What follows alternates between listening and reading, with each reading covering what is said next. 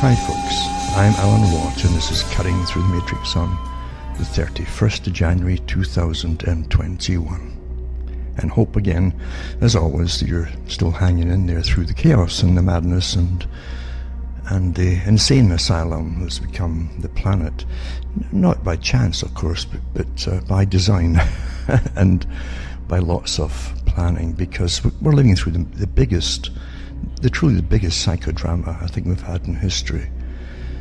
All wars, for instance, have much more to do with the building up of wars than you're ever told in the history books, at least in the time. If you live through it at that particular time in history, 100 years later they'll tell you all the added things they didn't bother to tell the previous generation that went through it, of how things were built up and designed, and how countries wanted to get into wars and things like that for long-term goals and agendas, which they never tell the public at the time. They always tell you that it's something very simple. You know, a bad man over there rattled his saber and we rattled ours and the war started, and nonsense like that. It takes years to plan wars, and again, just like today, you've always had what they call a deep state today. That's a modern terminology for it. For those that really manage the world on behalf of the masters, the dominant minority that basically own it. And I've been through these talks many times in the past, dominant minorities and the helping group of professionals and scientific group that manages on behalf, they manage on behalf of the dominant minority, as Aldous Huxley talked about, and others too. And so they tell you, as I say, the simple fairy stories for wars and causes of wars and so on. We truly live through lies our whole life long, and all kinds of areas, in fact. It's like unemployment levels. So you've always been through it in every country. And statistics, like FDR said, there are lies, damn lies, and then there are statistics. Because with statistics managing all kinds of problems, in order to explain the problems through deception, they're fantastic for deceiving the public. They're awfully well done, and lots of cons involved. And again, as I say, you can get degrees in areas like that to deal with statistics, etc. Because government uses departments of statistics all the time in all kinds of areas. You see, to tell you about the best healthcare system in the world, you've got the best financial system in the world, stats prove blah, blah, blah. And stats prove that unemployment's down this. All this nonsense as you juggle the unemployed onto welfare rolls, then onto retraining roles, and temporary retraining roles, and then back onto the dole again. This has been going on your whole life long. You live through such deception. And again, if it wasn't for all the massive entertainment we get, people would have more time to think and complain about it. So it's a great thing that you get. The more you're deceived, in fact, and the worse things become, the more entertainment you get, really cheap entertainment. That's not by chance. Especially when you see that the billions of dollars the governments have used of our tax money to support mainstream media that used to be called newspapers at one time, and now they have their sites instead of having the actual paper itself. It's the same companies, same corporations, owned by the same moguls, which are really maintained by the government, because no one reads them anymore except for crisis. The COVID agenda is awfully good for creating crisis, and folk dive into the papers to try to find out what's going on, you see. And they're deceived even more, naturally, because they're all on board with the same one agenda. And so it doesn't matter what you look at authorships, but you'll see the same handouts given to the press. They're just the same, exactly the same ones handed out by governments, and it's printed straight into newspapers, or the WHO for that matter, or one of the many organizations that is owned and funded by Bill Gates, as an example. Because that's how you buy news. You create it. You create it by owning the companies that put it out. It's quite simple, isn't it?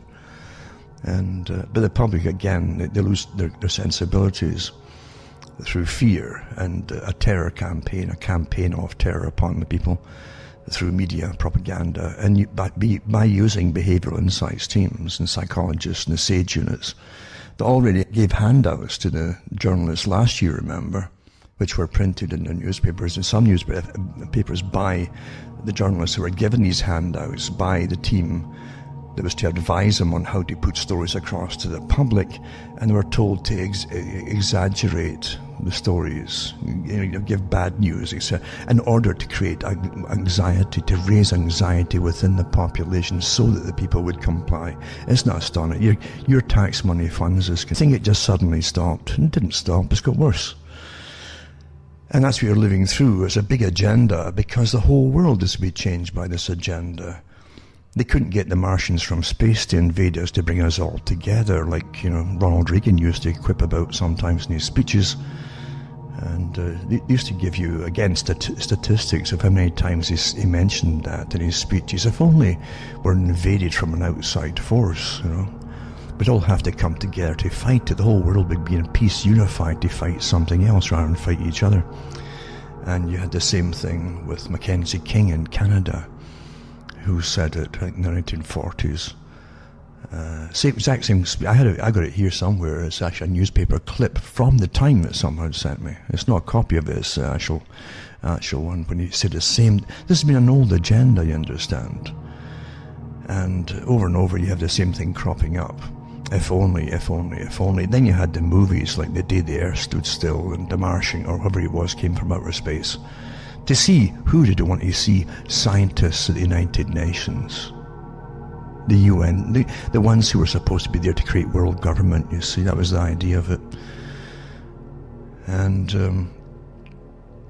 And lots more like that too since then, in fact, on the same theme. They give up all your sovereignty and join together under a global structure, which was set up by the same structure like the Milner Group that became the Royal Institute for International Affairs. So it's also part of the CFR branch. They belong to the main one in Britain. And all the other names that they've changed over the years, to include the one in Canada, which had changed again not too long ago.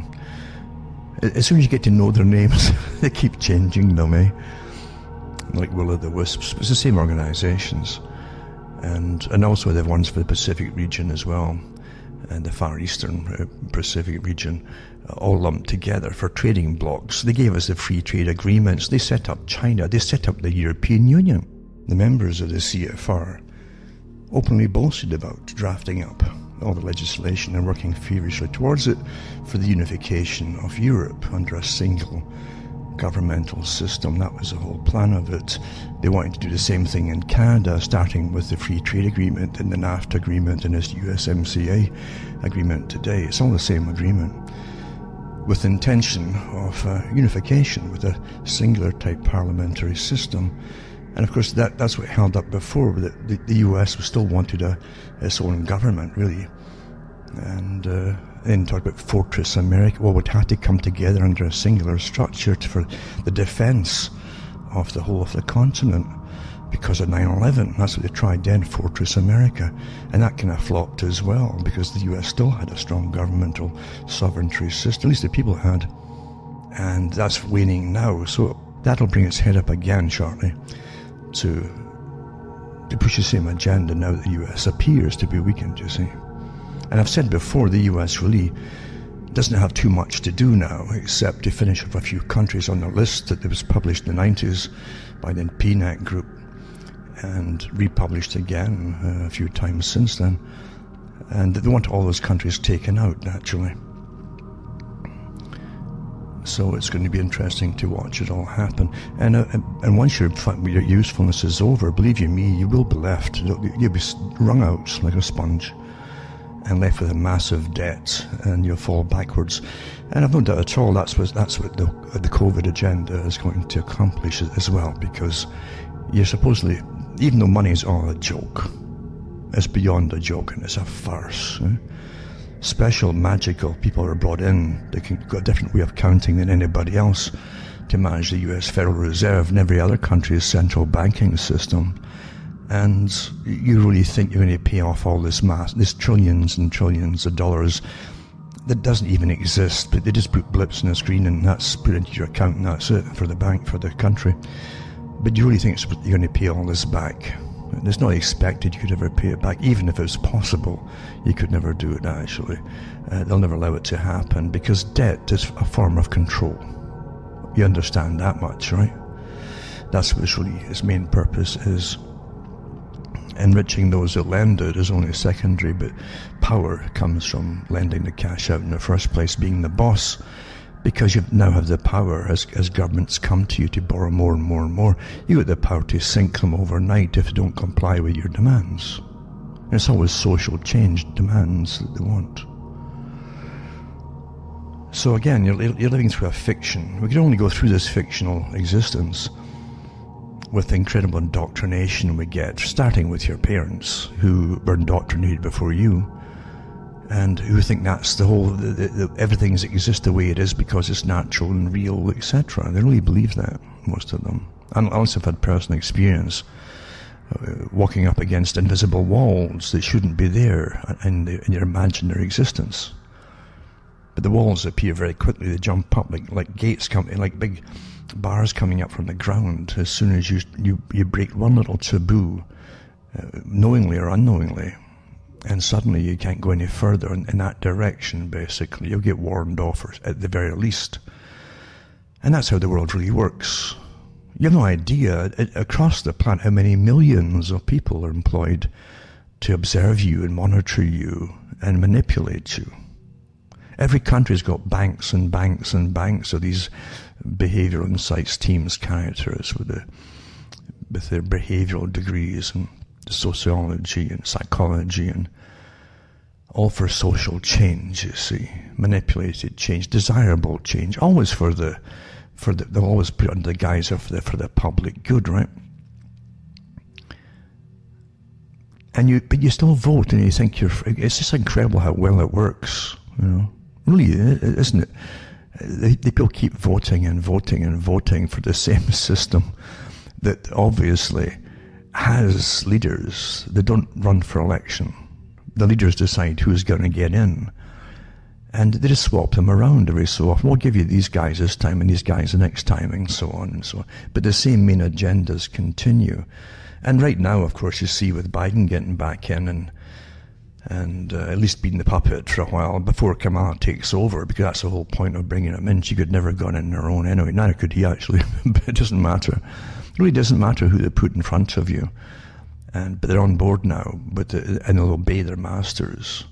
These supposed leaders, they'll obey their masters and get the wars all going. You see it all getting ramped up already for the continuation of where they kind of didn't leave off, but at least they quietened it down a little bit, you know, across Syria and Iran and different countries. But they're right on track again. They're bang on target as we continue the same agenda. And if it was his job, if he'd been told, look, this is your job, Donald, you know, make sure these wars continue, and if he did that, he'd have been fine. But the elite masters themselves had him play a different role, you see, because, you see, they want a massive change. And you've got to first disillusion the people, win them over to follow somebody, then disillusion them completely. So you're disillusioned with the system, and you will put up with a more totalitarian, authoritarian system. And that's what this is all about right now. You can't have COVID coming out, as I said last year, into this year. You can't have it coming out with really massive exaggerated death counts and so on, when everybody's been lumped in with it across the planet. And so many top scientists and medical professionals now coming out, giving completely contrary facts of what's observed in hospitals by themselves and in laboratories, etc. You can't have that all happening and being totally ignored with, and the complete destruction of everyone's economy. That's the big one, right?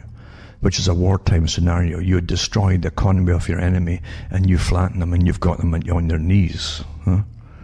And then you rebuild again. They call it rebuilding back better. This is the whole agenda for the 21st century. The whole century getting rammed through quickly.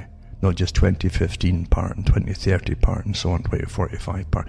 This is much, much more getting rammed through quickly under a wartime scenario, using COVID as the front. And so they're not going to let go and back off because of it. They're not going to do it. I said that last year. But you can't have all that happening at the same time as you were having Black Lives Matter and Antifa going through the US cities with their leaders, well-trained leaders, burning places down and looting and all that. You can't have that all happening in the same year, huh? Doesn't happen like that. It really doesn't. And nothing is allowed to happen without the master's consent at the top. In fact, even by their order, in fact. It doesn't happen otherwise. Believe you me, you're not living in a system that sporadic things just happen by that. It doesn't happen. It doesn't happen. The top intelligence leaders, you call them leaders, they're almost like CEOs of companies, really, and that's essentially what they are. And the US and Britain and other countries all came out, and Israel too, all came out at 9/11, and they said it's impossible to pull off what happened on 9/11 without leaving an incredible electronic trail through chat and all the rest of it, all the techniques that are used. And everything is monitored, has been monitored completely, even before they signed the deal in 1995 to monitor the Americas. Everybody in the Americas is completely monitored by backdoors into their phones. That meant even landline phones and everything else. And fax machines and photocopy, everything was equipped with backdoors into them, etc.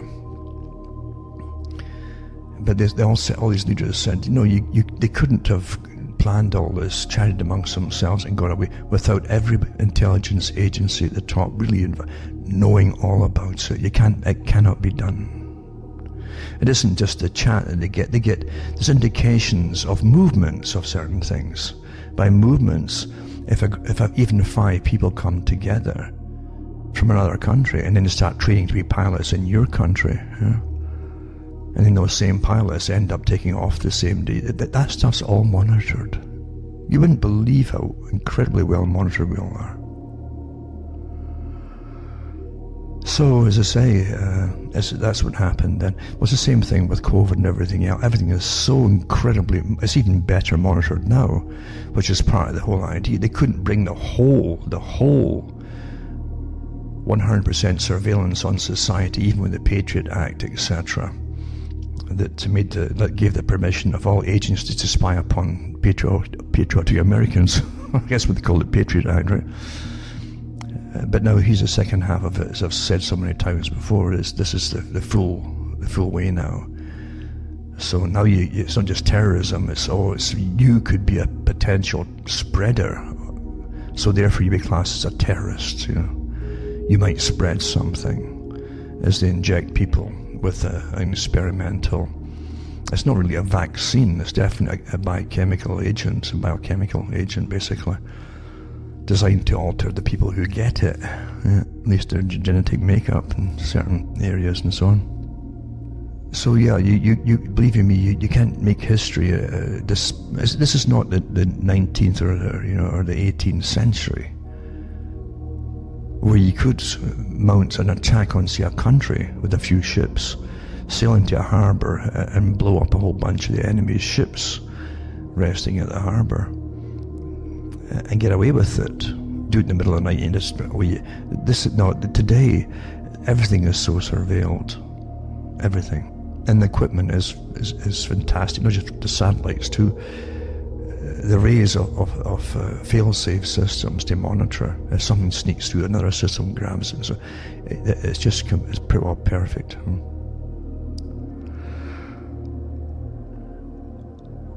So we're living through an agenda, and the agenda is to go into complete sustainability. They said it in the climate meeting in 2019. But no one was listening to them. Everybody had lost interest in their nonsense, and that's how folk were describing, it's just nonsense again, and they lost interest. But everything, they'd pinned everything, their whole agenda for implementing laws for reduced consumption, for the elimination of energy sources, that's gas, oil, everything.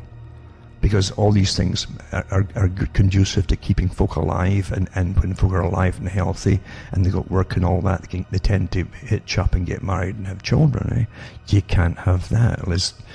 That's the enemy, you see, is this breeding idea. You see, all you folk breeding willy-nilly, they say. They mentioned at the meeting quite a few times, and then the final again in 2019, that they recycled the idea of getting permits for to decide who should get married, who would be allowed to get married and have children. You better take these things seriously, and you didn't, you see. So they said we'd have to do something more drastic because people weren't listening. So bingo, COVID comes out before the end of that year. Eh? Coincidence again. You don't get these coincidences. You really don't. It probably took, I would say, quite a few years to plan, absolutely, definitely plan, and not just practice the tabletop exercises, starting with 2010, the Rockefeller Foundation and the Johns Hopkins, all the way up to CladX and Event 201 and so on. It took years to plan it, but years also to find out how to get the structure ready for it, all the structure to manage it. That means also batteries of professionals every country. And I would talk about professional psychologists and behaviorists, manipulators of the people's minds, who also generally work with psych units for military, Department of Defense. They do use they're on the colour revolutions. They put out the false information that gets everybody fighting with everybody else and spying on each other in different countries in colour revolutions. You've watched it happen here recently. But also it's the same units that deal with making up all the propaganda to do with COVID and how it terrified the public. Terror is what they do. And that's what most of these units are for creating terror in other nations. They're getting used, these professionals are getting used to create terror within your country. You're paying for all. And you still will go and vote, and you'll still say you're free. It's just amazing. It really is amazing that folk can't catch on to this and get fed up with it at the very least. And keep going on, and they'll keep voting again, you know. They really will. You can't help most people because their indoctrination has been so perfect, really. And there is such a thing as perfect indoctrination, and it does work with most people. I remember years ago reading about weaponry, and it was all military documentation, but it was to do with weaponry of all kinds. And biowarfare too was mentioned in it. But weaponry is designed generally to take out the most people in one fell swoop. I always say foul. I think foul is a good way of expressing it, but they say foul because it is foul, isn't it? And it's underhanded, and it's generally surprise type, stealth type strike. Especially the quiet weapons, you know, or silent weapons for quiet wars. Because then the perpetrators who's ever released a bioweapon, as an example, and knowingly that it won't kill everybody. Generally, there's nothing really that put out this so far that we know of that can kill everybody. There's always people with different genetic makeups that'll somehow be able, or different gene types, or pairs of particular genes occasionally that make them resistant to something naturally. But as long as they get the majority of the people crippled, disabled, or dead, they're quite happy with it. That's what actually pretty well, that sums up what they say in their manuals.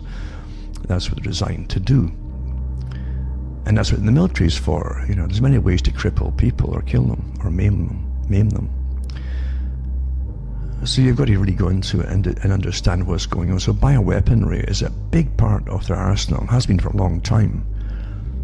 And we knew there was something happening maybe 10, 15 years ago. We knew when they closed down certain old established bioweapon testing facility bases with their labs and so on, such as Plum Island off New York. And they sold it off, apparently, the whole island. I don't know what happened. It was auctioned off, but they moved. They mentioned the fact they were building all these level 3, bio-level 3 and 4 labs across the states, inside the states proper instead. And everybody kind of thought, what on earth would you do that for? Because the whole idea, if you get a release, an accidental release, then you would keep it as far away from the mainland as possible. But no, they wanted to have them on the mainland. This is just amazing stuff that was going on back. Everybody forgets so quickly. it's almost like preparation for what was to come, because when you look again at 9/11, and I've read the articles that came out of the meetings and hearings after 9/11, and the talks by Rumsfeld and Cheney and all the rest of them that were involved in so-called running the country at the time, where they actually said that everything was on the table to go after enemies, including the use of bioweapons. That was an acceptable part of the arsenal that would be on the table to be used if necessary. Well, don't you think for a second that other nations that you set your sights on aren't doing exactly the same kind of scenarios, and they don't have all their bioweapons facilities? Of course they do, you know. And so when it came to China, I mean, China, in their own writings, and speeches by some of their own generals have said the same thing, that they would use bioweaponry on the US if need be. One of the generals actually said, you know, again, the article was released quite recently, but he said he was giving a speech in front of the troops, or to the troops, and he said that would probably have to be used if your enemy is tactically superior, because they're more advanced and more copious equipment. And therefore it's a cheaper way to go for a country that doesn't have the same ability to attack, you know, for amount of aircraft or whatever it happens to be, the timer missiles, you name it. They would definitely use bioweaponry. And we know again that every country's been involved in what they call race-specific bioweapons. They're meant to target genetic types through racial differences or racial genotypes. So that, yeah, every country out there has been big in that level too. So you have no idea. Again, as most folk know, they don't. They can tell you all about who's sleeping with who in Hollywood, you know, and who was in this movie and this TV drama. But this is your life. You understand that you're supposed to know about things that are really happening that matter. But most folk haven't got a clue. They're going through their lives like children, and that's exactly what they said in their writings in the 40s and 50s. We'll create people who are perpetual children, and you have them today. It's not their fault. They didn't know. They're being trained and indoctrinated like this because, again, they trust their governments. These wonderful systems. Now, I don't care what kind of government you would have. Not that you could change it, because you do have a dominant minority. But supposing just wishful thinking here that you could change it, really. Like the anarchists think they can just change something by blowing things up and destroying. And one, as I mentioned before, it's in a book now, of a woman in another country who was raised as an anarchist, and she came to the same conclusion. She became very unpopular amongst her own group because she mentioned all we are taught to do and all we think of is blowing things up and destroying. We never give a thought about rebuilding anything. And that's the truth of it. And personally, I think it wouldn't matter, as humans are humans. Whoever takes over, I don't care how well-intentioned they are and honest they are at the start.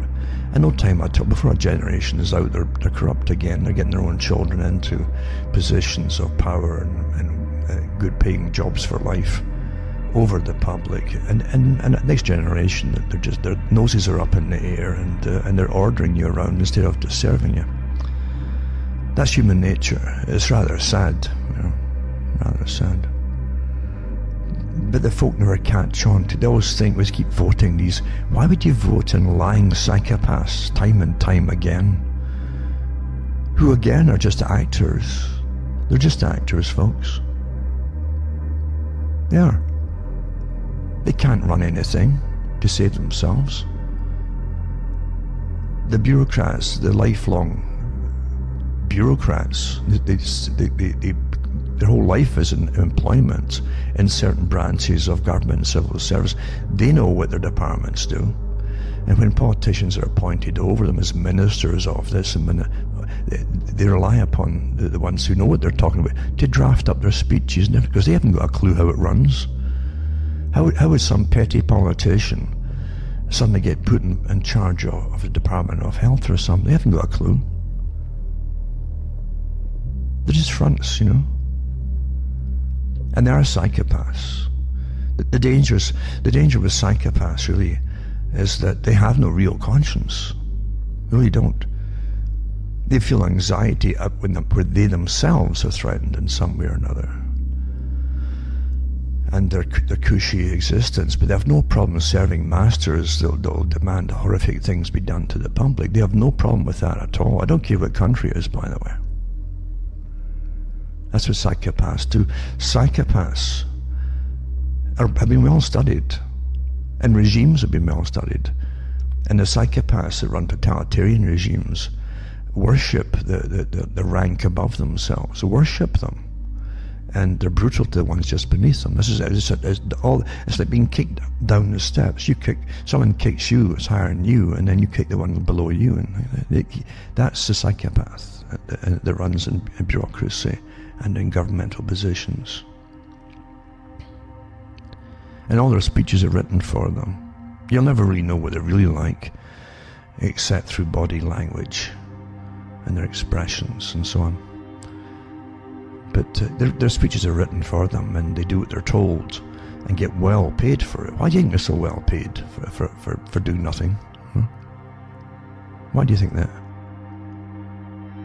Why do you think in the US they allow them to, in the Congress, to use the tips they get, or the government's going to invest so much in this country over there, in this particular area, or water development, or some kind of industry, and meaning that the taxpayers in the US are going to fund it into existence like public-private enterprise. The public pays for it through their tax money, and the corporations end up with the profits. They end up owning it. So they get insider trading deals, and they're allowed to do it in the US. I remember when they changed it, when I think it was Bush was in, or Obama, I can't remember.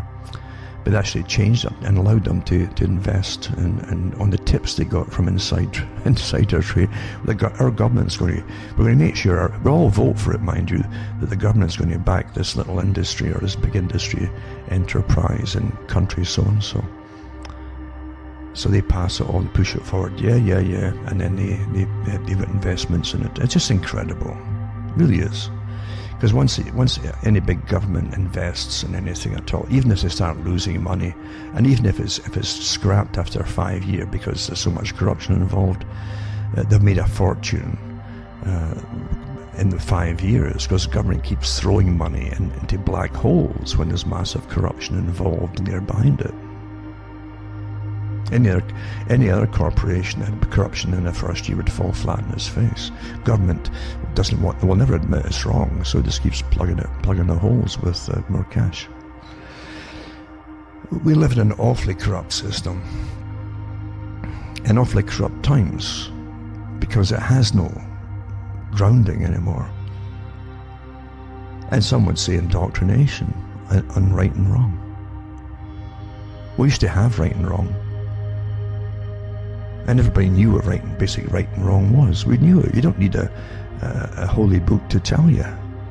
You really don't. Unless you are a psychopath.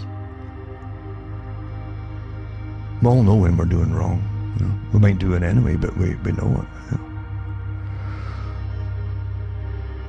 So it's rather sad that we're living in a system that doesn't even have at least the grounding of the old moral principles of some of the older religions. And I'm saying, oh my, I don't want to hear that, no, because they've all been trained to hate their religions, absolutely hate them, despise them, because even in areas of religion, there's groups at war with each other for dominance over the rest, and sometimes the dominant ones manage to indoctrinate you in school to hate the religion they want to remove, so they themselves can move in. That's how devious the world really is. Most people just see the superficial conflicts. They don't realize what's behind things. They really don't. They really never fathom out that there's different reasons and a lot more at stake than just lambasting some religion or other. It's all culture wars. It's to do with cultural wars. And if you've got a dominant culture in the public, never mind the dominant minority, but the dominant culture, and you want to supplant and take it over and dominate it, you've got to destroy it. It's getting back to colour revolutions. You get all these same techniques used by your Department of Defences in other countries across the world. Destroy the culture is very important. And most of the Western wars upon the West have been internal and cultural wars. The folk they were taught it was progress. Any enemy can teach you what progress is because they're awfully good with words, you know. There's departments. It's boring really, but to me it is anyway because I've read it so often and I've talked about it so often too. But you have whole departments that screwed. They're just like the ones in the movie industry where they go over a script, and when they get a set in a room or something like that, all set up, there's nothing that isn't debated that you're going to see in that room. From a book on top of a piano, and the title of the book to what they're wearing and what. Everything has to be exactly right for the psychological impact that stays with you and makes an impression on you. So everything is closely debated and discussed with teams, and they've got to have continuity of the script. You can't have the person or a few of them in a room, right? And someone shoves somebody and a vase gets knocked over and smashes. And the next scene, as they're all kind of making up and shaking hands, the vase is intact again. You know, you can't have that. So you've got continuity. It must blend in with what you saw before. This is how it's all done in the movie industry and television. But that's how it's supposed to be done in real life too, you see. They try to make sure that things flow. And when they don't flow properly, you get people asking questions. Oh, wait a minute, I thought you said so. And that's what you've got all over the map right now on this massive exercise of COVID. Where you've even had the main perpetrators, I call it perpetrators, the wizards, the COVID wizards, who said themselves, oh, America shouldn't really worry about it last, a year ago. And these are the heads now, and don't wear masks, they told you. And then they say, oh, wear a mask. Then they mandate you must wear a mask, and you understand. And you must lock down and lose all your jobs forever. From the same mouths.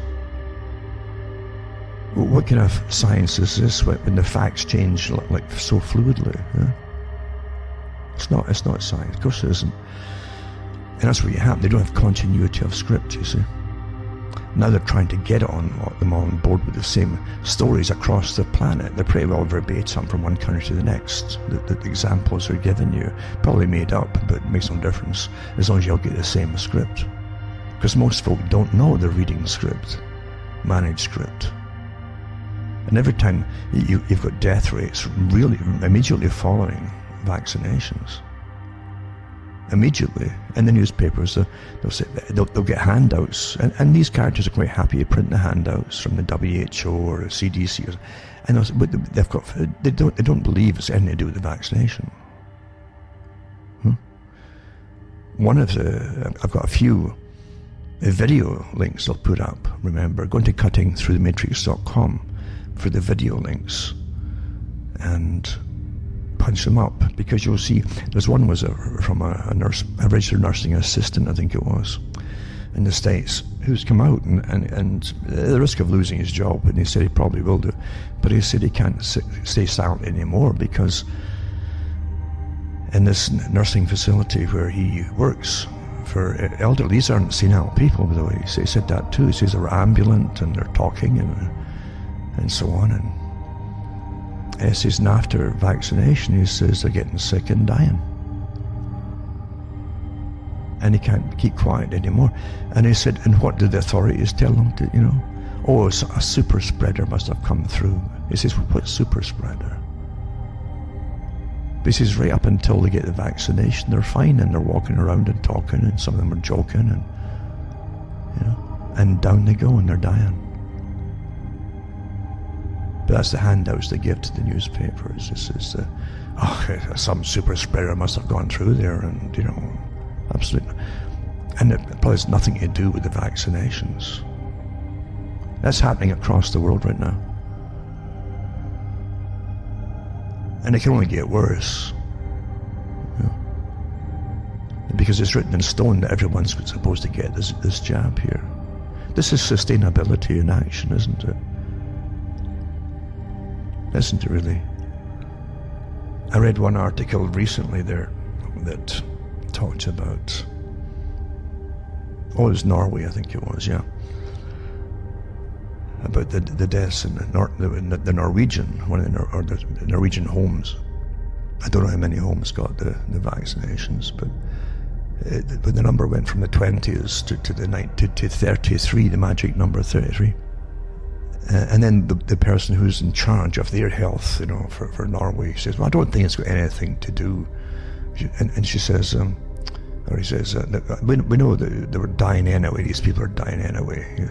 No, that's, just think back, folks. Even now, the whole idea for total lockdown and the destruction of your economies, again from the behaviour insights teams and behaviourists and so on, right? The SAGE units in Britain. Oh, are you don't want to help the old people, so you're encouraging old folk just to die by spreading the virus. Remember that? Well, this is the excuse they're using, right, for the folk dying after the jab. They're from the same authorities. Oh, they're dying anyway. They're dying. They can say, oh, they're dying anyway. Why would you be giving vaccinations to folk who are dying when they don't have any excess things on top of whatever's caused them to die before you give them the jab? Why would you be closing down economies? Gone forever, folks, for most folk, is gone. This is the big agenda here for sustainability. Down to austerity, post-consumerist society, post-individualistic society, so you won't be allowed to make any decisions for yourself, you see, eventually. So you closed it all down because folk were dying anyway, you said? And so when they get your jab and they die, well, they were dying anyway. Well, why would you close down the entire, when that was the excuse to save them in the first place, to close our economies down? It doesn't jive. Bad script. Yeah. Bad script here. No continuity of script. And it'll increase, as I say. And they've even talked about how some folk could get turned into breeders after the vaccination, like fast breeder reactor type things. So what facts are we talking about? They keep talking about science. What scientific facts that we're talking about here? Vernon Coleman and others have mentioned the same thing. Science and facts. What facts are? What science? Science has to be congruent, and it has to be provable and repeatable by experimentation. You can't just walk back and forth depending on which way the wind blows that day on the same topic. So it's a big agenda, and that's what we live through. Most folk will believe it no matter what happens. Even if horrible things happen. I mean, really, if it really speeds up, folk are dropping after getting experimental vaccines. Never mind the long-term effects for those who survive the short term.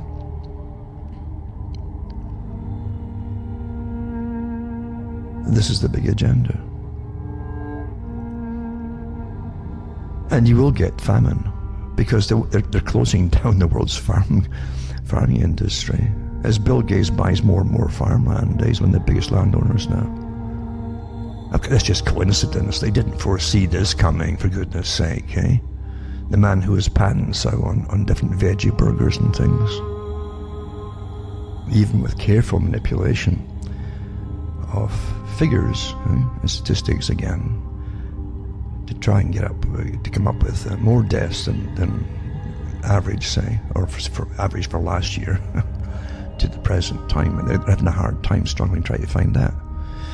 And even if you have a few thousand extra deaths, they've already admitted that thousands are dying because they can't get into a hospital for other treatments and so on. Maybe that's the reason you've got higher death rates. There's always, you got to look at everything, folks. And that is happening. There's folk dying at home without painkillers. That did come into the media some months ago, without even painkillers. They can't get to see doctors, some of them. But lots are dying at home. But you could go on and on and on, with this agenda. The coordination across the world has been overwhelming, and the pre-planning and the swearing in to follow this agenda to the bitter end, all together like a gang of thieves or crooks or worse. There's no doubt on that. And as it gets worse, knowing what's going to happen, they'll make it happen worse. They'll force it faster and faster. That's what they'll do before they'll ever back off. They can't back off now. They can't do it. Eventually, there'd have to be some trial for different perpetrators involved. There's the corruption of so many people involved in the scams that have been going on would come out to light to the public.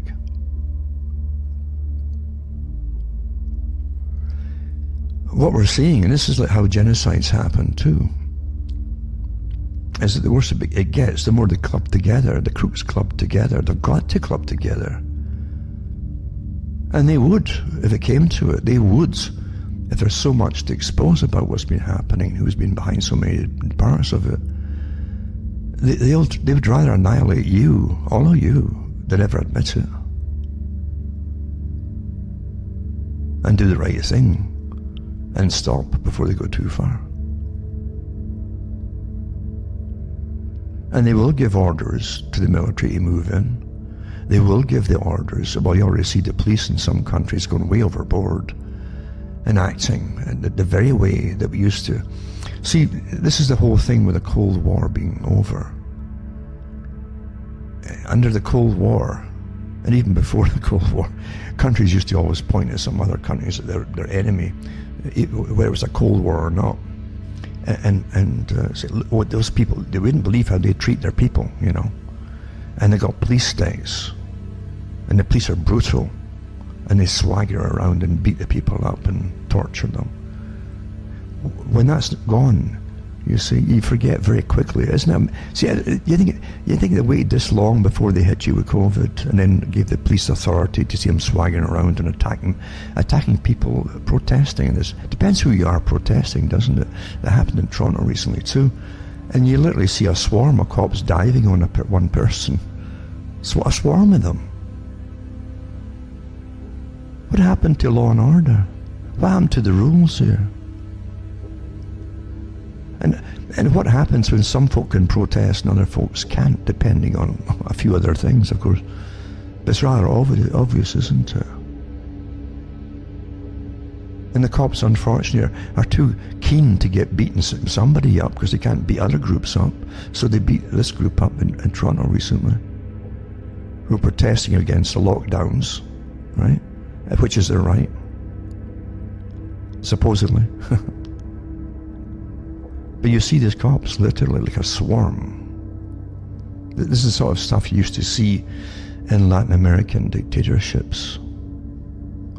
Exactly the same. Not like, but exactly like that. You see? Exactly like that. And it's going to get worse. If you think it's bad now, wait till this year's out. Because you're they're already talking about scarcities of different things coming. It's designed to go this way. I used to give talks on what do you think they mean when they say you're going to bring you into austerity?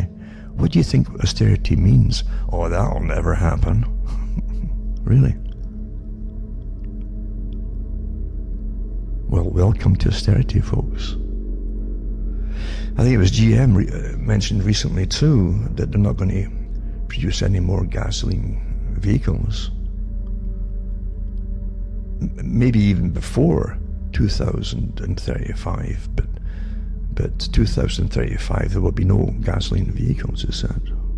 So it's some higher authority, again, it is deep state, which is across the planet, folks.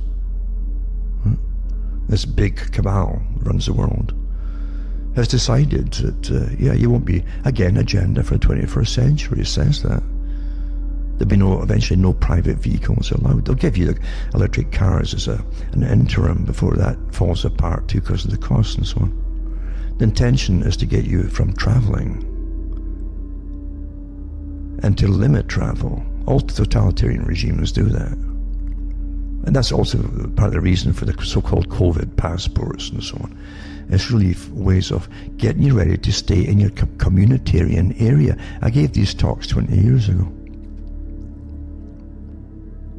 Because the WHO talked about these things, the pandemics broke out, and for future safety of the world, they should have communities and communitarian, they said, communities. You're part of your community, and you get a communitarian spirit.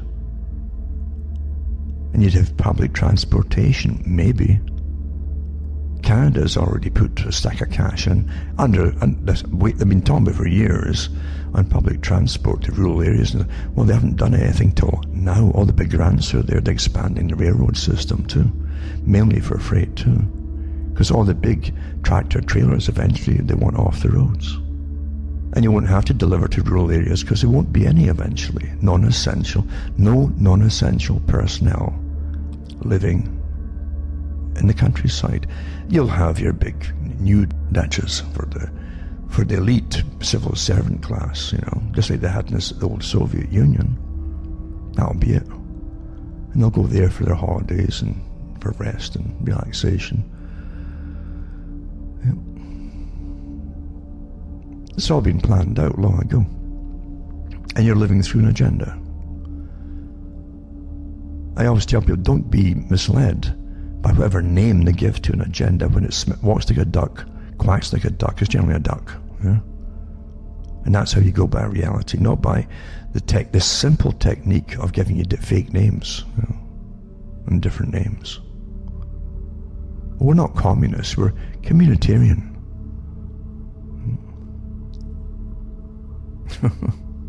Collectivism, eh? And people really do expect to be told by the authorities everything. Like Brzezinski said, surely the public will be unable to reason for themselves. They'll expect the media, because they've been trained to think it's authoritative, you see, not private business. They'll expect the media to do their reasoning for them, not just their thinking, but their reasoning for them. And that's happened very effectively. Like they said with the group at Oxford initially, and Neil Ferguson in England, the guy who runs the world by computer models and things, all imaginary stuff, science fiction really. But he says, we're just amazed. He said, we didn't think we could use the same China system of authoritarian rule on the public of the West and in Britain. And they were pleasantly surprised at how fast the people just buckled under and obeyed them. Wow, there you go. And they celebrated that fact, these folk here. So that's your reality. Your reality is given to you, and it has been on your whole life long. And folk will fight you, and I make my own decisions for myself. I decide, and I humour them. Okay. It's like that old joke about the guy from US goes over to Tibet, because he's as a wise man over there, a real top guru. And he goes over there and he meets the old man in the mountain, and the old man's sitting there with a beard down to his knees, just staring out there. And he says, Master, I've come all this way to study under you. And I throw myself on my hands and feet and my face in front of you. If you'll just take me on as a student and so on. And the old guy contemplates him and He says, it won't be easy, son. You have to deprive yourself of so much that a young man desires. He said, don't worry, master, I'm going to negate everything and just follow the way, you see. So sure enough, he's told to go up the mountain there and stay there for 2 years straight, just thinking and staring at a rock. And he does that, and he almost freezes to death. And when the snow comes, and he's like a skeleton, and he goes back down again, and he says, Master, I've done it all. And the master says, did you have visions? He says, yeah, I had visions, yeah, I did, because you hallucinate when you're starving. And he says, go back up again. After about the third time up the mountain, he goes back down again. And he's confident this time. He says, Master, I've found the answer to everything. And the old man says, you have, eh? He says, yes, Master, I've found it. I've come to the conclusion. I've realized you were right the whole along. I had to stay on my own and contemplate and meditate. And it came to me. And he says to the master, but Master, tell me, just to verify it. He says, what is the whole meaning of life and everything? And the master says, go through life, cause no harm, he says. Never argue with anybody and keep the peace. And the young guy blows up. That's not the answer, he says. The answer is the river. And the old man says, you're right, my son. You're right. And that's how it really is, isn't it? For most people. When you think you've got the answer on something, no matter how you've been led to it, and you won't have even realised most of the time you're being led to you've been definitely led to your conclusions by the media and by everything you watch on television. Everything on television. Even your culture and what you dressed like as growing up as a teenager and so on. The dances you danced, the songs you sang, thinking they were yours and they weren't. All laid out for you, run by people way above politicians. Batteries of them. Planning, implementing the future, watching it, doing studies to see how well it was working, how to tweak it, make it work even better with the next generation and so on. Do you think that when the communists talked about dividing and conquering, especially with the generations, they would separate everything from everything else, starting with the generations? They just happened themselves, that youth suddenly became rebellious. Do you think that just happened, just coincidentally? Remember, cuttingthroughthematrix.com. Go into the website, make a note of all the other sites I have. These are my official sites. And you'll find out how to donate to me. And you can buy books and discs if you want. You can donate, they're definitely welcome. Because the books and the discs are going to be a little while yet because of this lockdown here at the moment. But they will get out eventually, one way or another. So cuttingthroughthematrix.com, and remember, you can use PayPal, or you can send cash even, MoneyGram, and a personal check. That's fine too. And some people just send cash. And that'll help me just keep taking it along as we go through the biggest change your life is ever going to experience. This is it. This is the big one. This is your true world war.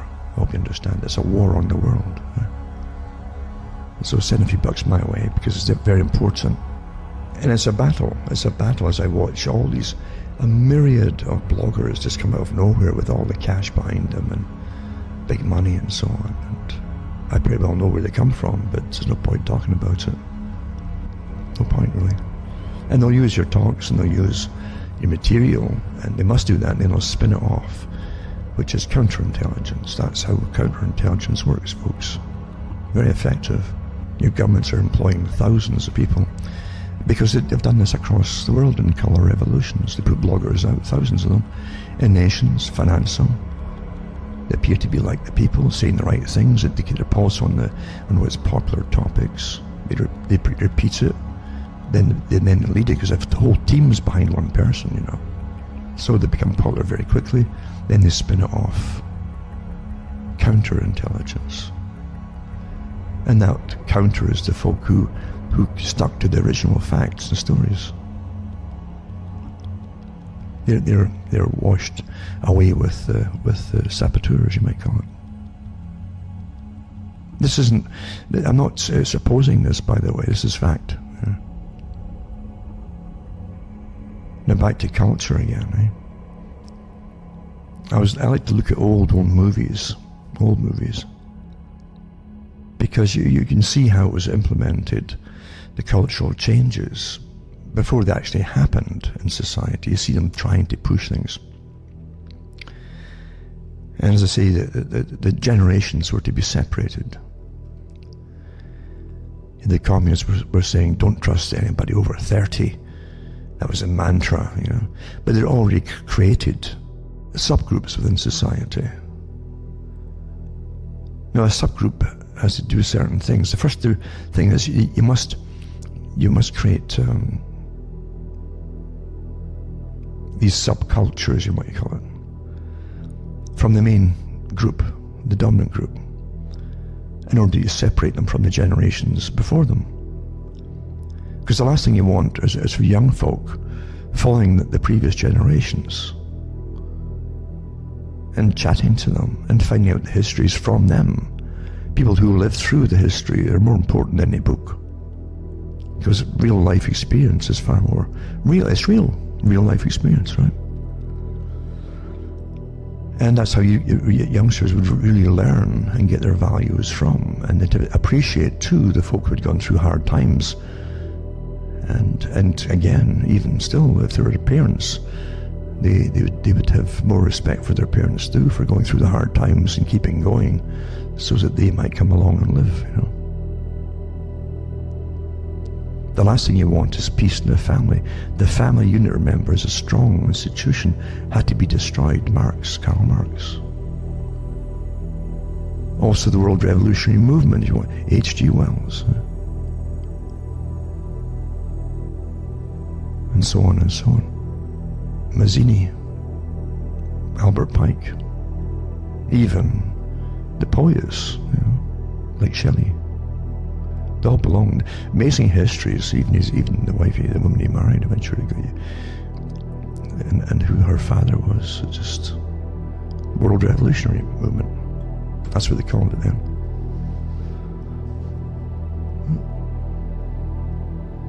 So you got to separate the generation. And when you do, what's a culture? Culture has generally a common, even in a class system, a common costumery. Like it could be jeans, it could be work pants, whatever it is, who cares? It's not everybody's wearing much the same kind of stuff, depending on your class too. You're living in a nation, you have a language which everybody would share. That's what a nation has. You have often, not always, but a religion of some sort, you know. Whether you believe in it or not doesn't matter. The fact is it gave you a lot of your values that at the very least help to keep you together and help each other out, at the very least, when times are bad.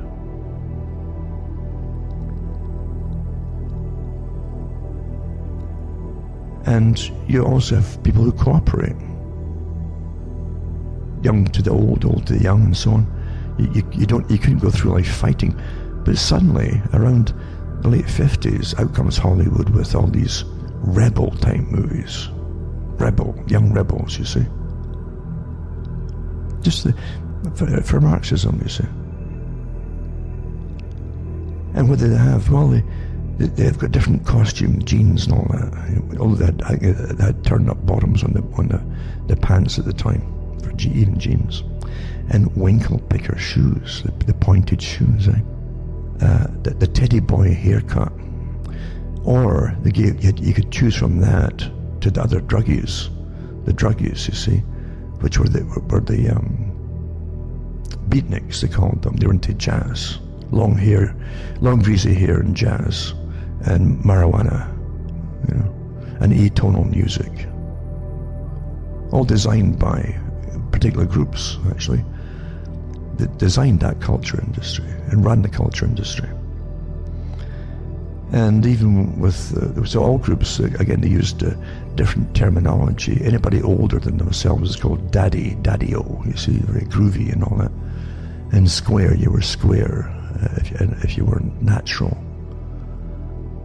Natural being wild, you see, the Rolling Stone, round. You have to be kind of round to roll, eh? So you had square, etc. All this terminology to start insulting other generations, you see. And to separate your own generation, because you'd have the in lingo, the in language for your group. It didn't come out of nowhere. Most of it was put across to the youngsters through movies.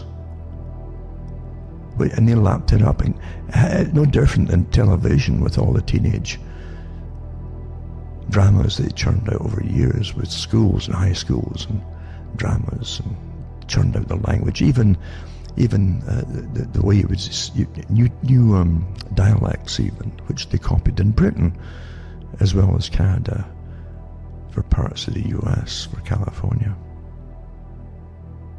Works very well. And then you give them a music which they think is theirs.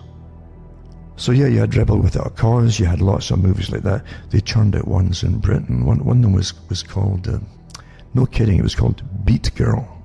Beat, the beat, It's all about the beat. So it's the Beat Girl. And the Beat Girl, you got to see it, because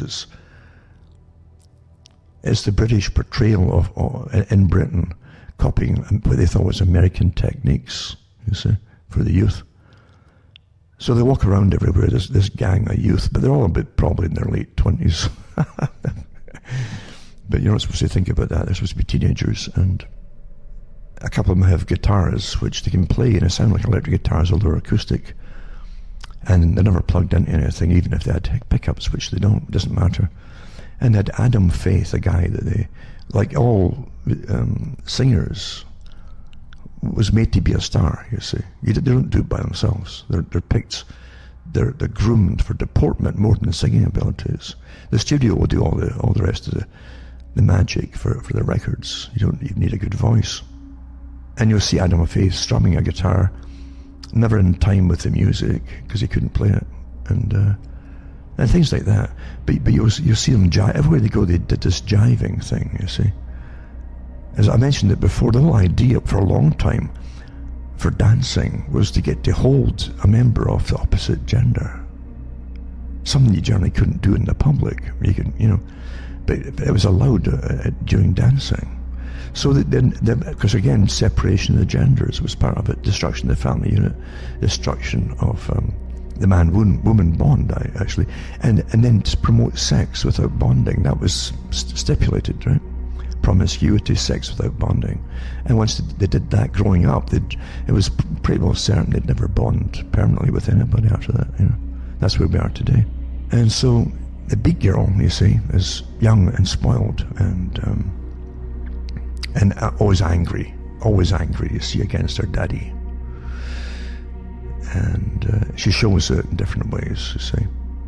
And she's always pouting, but always angry, never happy, but angry, because that was the same thing like Rebel Without a Cause, always this angry young guy and an angry young female.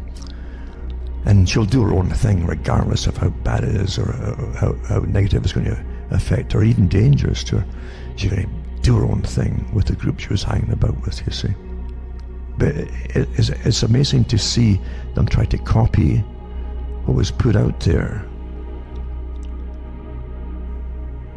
for American culture and try to copy it into the British culture by the dress style, the terminology. It just sounds so stupid coming from their mouths, actually. But sure was. And nowhere in the movie about these youngsters who always had places to go as a gang so they could dance. And again, getting back to the point about the fact you couldn't hold the partner anymore, you see. had to sort of shuffle about on the floor, staring at each other's knees. And it was like COVID time, 6 feet apart. This is what they gave you to replace something that would help you bond with somebody. All by design. Right? And the folk live through it and they don't know it. They don't know why it's happening. They just think it's our generation, right? Every generation believes this is their generation. Every one of them. They think they're making the music. No, they're not. And whoever is put in front of you that makes the music, it's just that there's much actors as anything else in the studio. They're put together to be stars. They're bought and owned and paid for and owned by the folk that make them stars. All that stuff about, they just played in their own garage till they became famous. Really? If you played any electrical gear in your own garage, you'd have the cops there arresting you for disturbing the peace at no time at all, believe you me. But that's the kind of myth they gave you all. But at the same time, most of these movies give you a feeling of desolation. That's what you're left feeling, is desolate, because they were purposeless. The people involved couldn't see any, they didn't even talk about future. They lived for the meaningless moment of shuffling around to the next dance place or whatever and either drinking or smoking dope.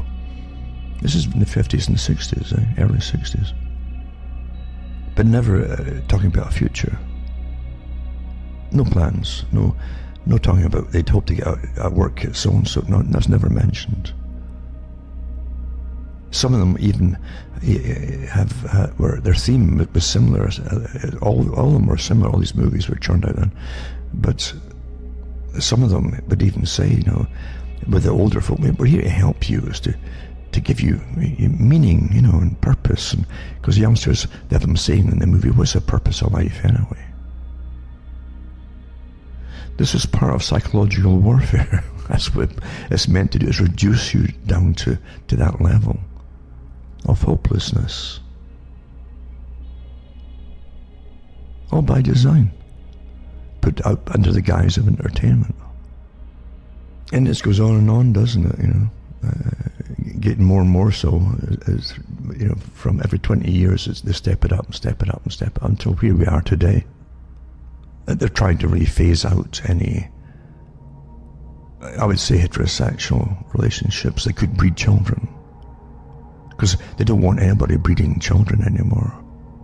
Unless you're awfully rich and wealthy, You'd even use artificial insemination then, or genetic manipulation from sperm and ovum. And have a third party to carry the child, if you wanted to, and you had the money to do it, then they'll laud you as something wonderful. But everybody else is, you shouldn't have children. As I said before, they mentioned the Climate Summit. And the Climate Summit they have, this conference of parties every year, contains most of the same folk at the WEF, World Economic Forum. It's all big businesses. The big corporate businesses. Do you think that you just become a CEO by yourself and then suddenly you have a flash of light and you say, I'm on board with depopulation and I'm on board with having no children for most folk, and I'm on board for bring the population down to a manageable level, and so on. Do you think that's what, like a sort of religious conversion a year or something? The same with the billion. Well, I just hit my second billion and I had this flash of light, and I'm part of the Lucky Gene Club now. That's one of the nicknames of the group. The Gates and a few other important people. We're not important. We're not even essential anymore, But the important people belong to, Yeah. Ones who decide our fate. Well, they're still not the bosses, mind you. The bosses are never shown to the public. That way they can live quite happily and quietly. Anyone who shows their faces could be in danger. You see? There were other good groups in the 60s and 70s and 80s. But the ones I would say in the 60s and 70s, most of them looked rather silly, Even when they mimed on stage. had this ultra serious look, and they would just shuffle around with their instruments and not even plugged into anything. And just looked silly. The overdone coolness was just too cool, you see, until it was rather silly. But you still had some decent musicians and singers that went up through the clubs.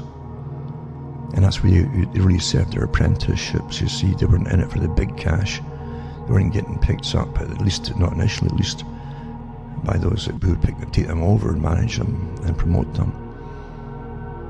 And often ruin them, but you had people who literally went through the clubs, and if you got through the club scene, you know how to please a crowd. You know how to sense a crowd anywhere you go. And if you didn't know how to sense them, you were done for. It was like a death. Because a lot of these clubs in Britain were workmen's clubs. A lot of them were and big clubs, mind you. And if they were on a Friday night and you were part of the performers or one of the performers, you had better be good, because these guys weren't in there just to listen to poetry, you know. And you didn't, once they had drinking them too, it could terrify folk. I've seen people broken, absolutely broken, because they've been trained by, you know, managers or teachers, I would say, for certain types of music that would be fine in an opera house, but not in some of these clubs. And I've like seen people cry and run off stage, just devastated. Probably never go back again, but that's what you sense if you're going up through the clubs. Other places, there could be a different mood. That same club might have a different mood the next time or during the week or something. And that's how you learn. You see, these are professionals, and lots of the individual singers as well were singing happy-go-lucky songs, you know, boy-girl stuff, and it was all it's decent. That's what young folk will want to hear about. At least it was then, eh? Then come the 70s, they start to alter, because on command, not by me. You understand? You would have a whole bunch of really different kinds of music if it was natural. You wouldn't have, suddenly this is popular and that's all you're going to hear, unless it's directed and managed, which it is, of course. So out comes the new costumery, you see. And then the long hair came in. And it got so absurd with the long hair until the ones who were promoting to be stars probably spent more on getting their hair permed than most women did. And I really mean that. You would see it all. Then the really tight pants, it was like painted on pants, for goodness sake. Until you had to say, what are these characters? You start to wonder, you see. All by design. And everywhere you looked, that's all they would promote at one point. In a real system, you'd have all kinds of music. Not what they say, this is what's popular, this is what we'll push. No, what's popular is what they make to be popular. Everything else is excluded on purpose. That's the culture, that's what the culture industry does. And its agenda is far bigger than have you smile or cry at music. People don't realize that in later Marxism, they came out of a group from Germany. They talked quite openly about the complete destruction of the Western culture being necessary. Complete.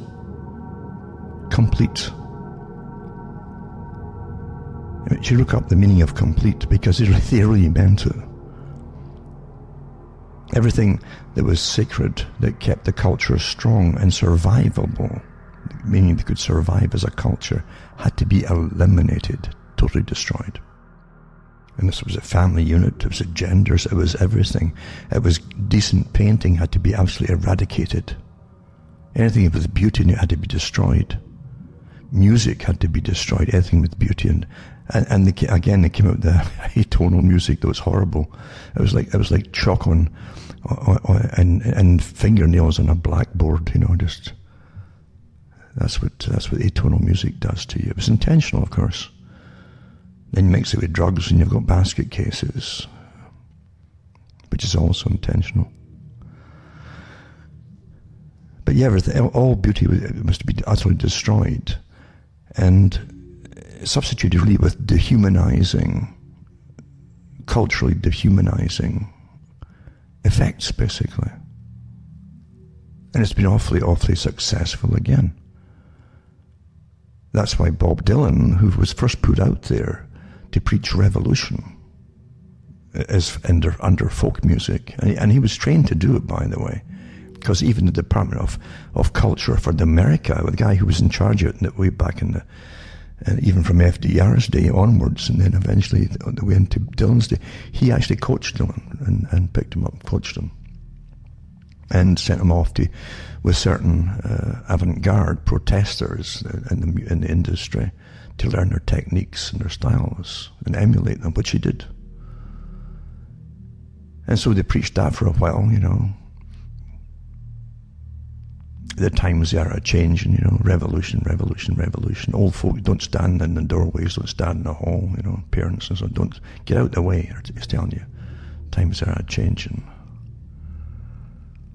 Communism is what it was. And when it didn't really work, eventually they gave up on that part of it. They changed his sex, so instantly he's into electric music, and he's singing, he's telling the lady lay across my big brass bed, with drugs, all the colours you have in your mind, you know. So you got LSD along with it and so on. Right? That was a change of tactic, which was across the board too, not just him. Because there's definitely central commands in the culture industry, for those who don't know it.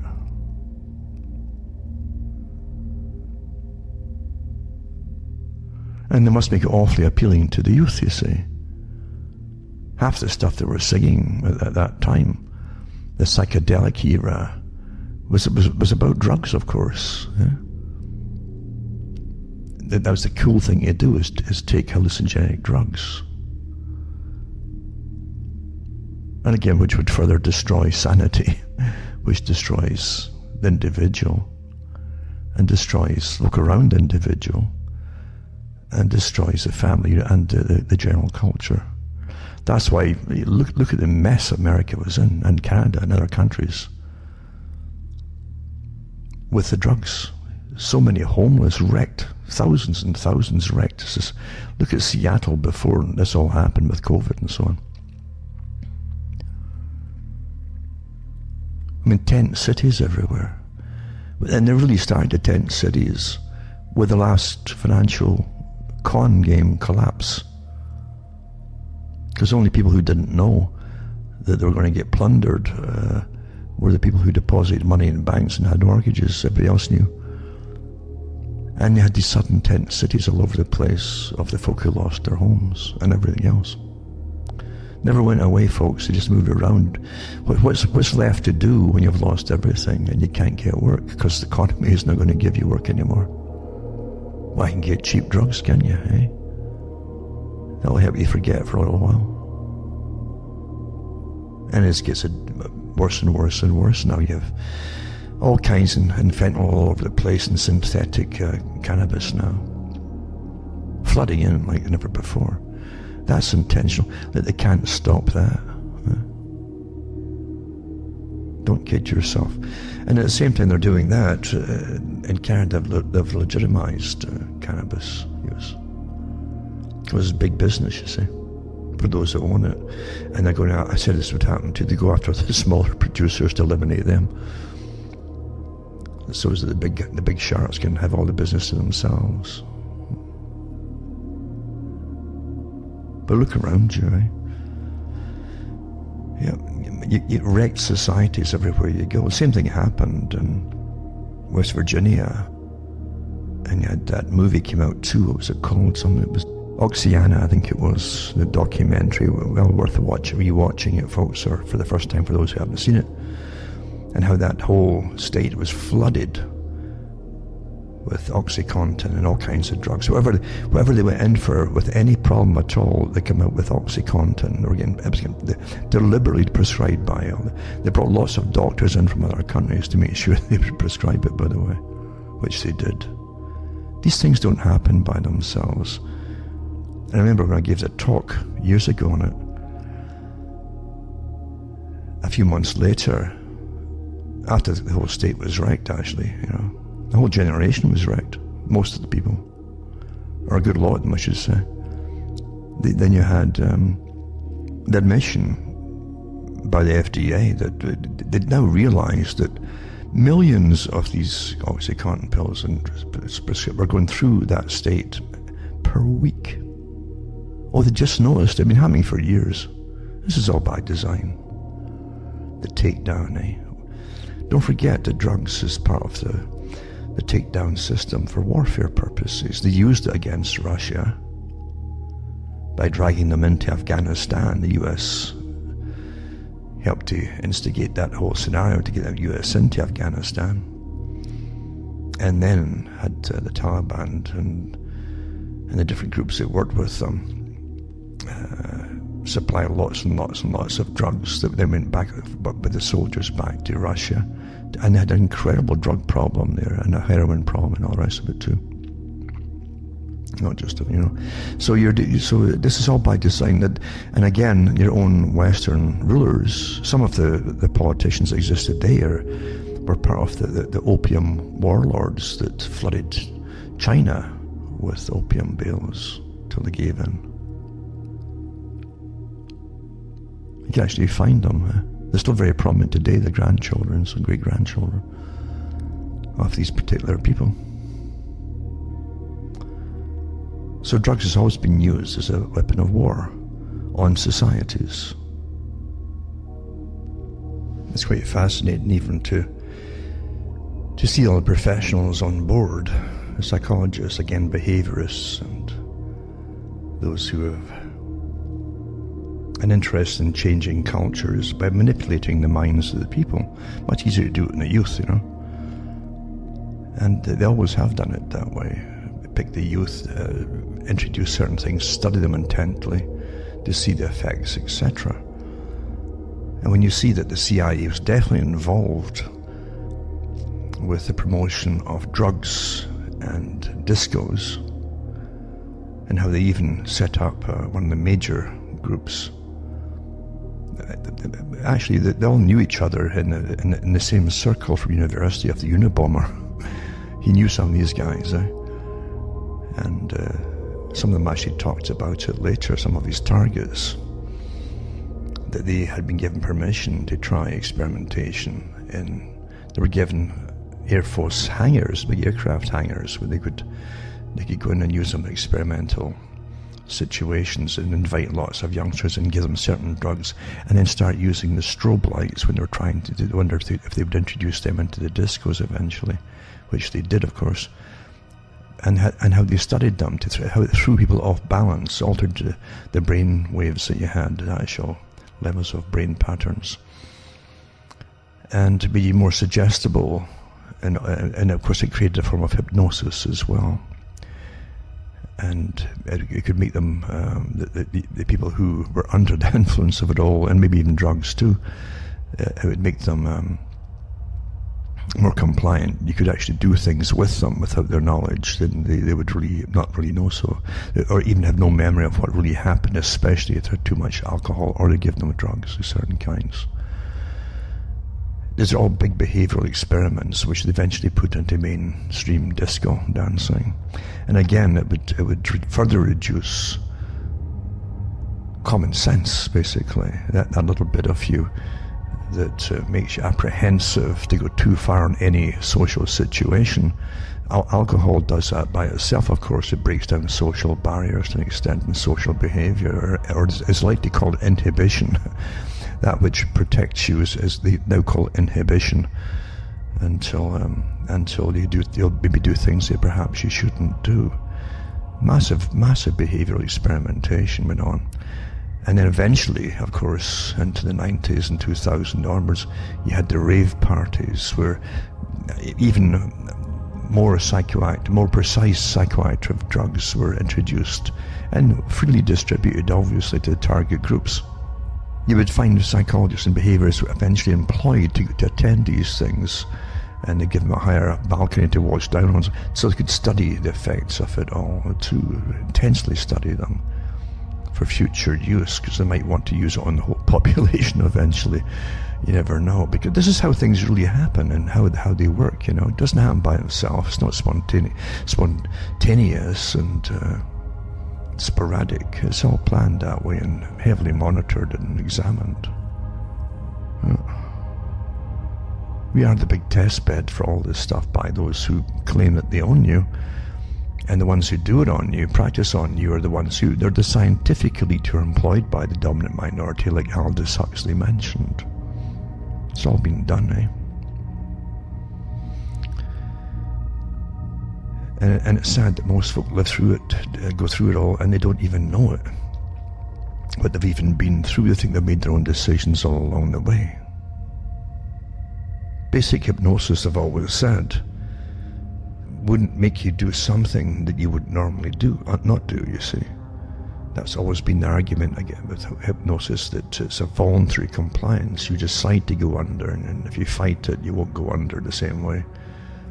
And you can't be made to do something you wouldn't normally do. However, if you add strobe lighting into that and the right kind of drugs, you've got a different story, eh? On the go then. You're almost into the MK Ultra phase with psychic driving. And they used all these techniques with MK Ultra and lots more too, like with the strobe lighting, with the drugs, LSD, with electroconvulsive therapy, meaning they give them shock treatment all the time, put so much current through their brains, hundreds of these episodes, until they literally depatterned the brain memory, until they had no memory at all, and it repatterned the memory. This is what they claim they did. And one or two of the survivors went through the experience, and one woman said, she's Canadian, she said that she can't even remember her previous existence before going into the clinic at all. When she was let out, she couldn't remember any of her, even her own children. And that was CIA. The same CIA that set up hundreds and hundreds of brothels in major cities throughout the US, and set up cameras and recruited prostitutes who were taught how to bring this, to get these guys, bring them home, and get them to experiment with different drugs. They would try to introduce new drugs to them to see what would happen to the Johns. Their behaviours would get manipulated. This is all before Epstein came along with the big agencies, the big super agencies. So the CIA is involved in this long before. But yeah, introducing drugs into society. Of course, we know the drugs for guns, con game with the Iran-Contra scandal, and Oliver North and all of that, and how they were dumping the drugs on American society to get the cash for weaponry and so on, for their other plans of overthrowing governments across the world. The CIA, yeah. You'll never figure them out. Most Americans still think through movies and that they're there for themselves. These characters are so far removed from you and their mindsets and what they're all about. They're all almost an alien species, really. Nothing to do with what you think, nothing at all. Now, everything you're hearing coming from the World Economic Forum, with its planned agenda and its planned society, and they mean planned, by the way, in every possible aspect of it, right down to the population sizes according to countries, even areas within countries, what they will allow, what they won't allow. That's what's to come down the pike. And again, using technocracy, which was based on energy as a commodity or a currency. Energy. Everything's energy. Food is an energy. Don't forget that too. Very, very important one. And everything you need to live, basically, for basic things like heat or cooling. Even the power that pumps water from the ground, things like that. Everything's energy. And that's the new currency. And you're unfortunately using lots of energy. And remember, you're non-essential, most of you now. And you accept it as you wear your masks and so on. And lock yourselves in your homes. You get in the picture that everything that happens in your life is planned that way. and they know exactly how you're going to behave. As I say, the great reset of Mr. Schwab, or Slob as I'd rather call them, because the man literally looks like something. If you put him and Bill Gates and Fauci in a panel, like a James Bond movie for Spectre, they'd fit right in there, you know. They'd fit right in there with a Dr. No or something like that on the panel, because they all look like criminals. They really do. They've got that look. They're like brutes and so on, all working together in a conspiring against society for their own ends. That's what it's like living through a James Bond movie with these characters. All very rich people. That's exactly how they were portrayed in the James Bond movies. It wasn't countries necessarily that were your enemy. It was these richest people forming clubs and had the power to direct nations' destinies and military might and everything else about them, because they were so rich and powerful.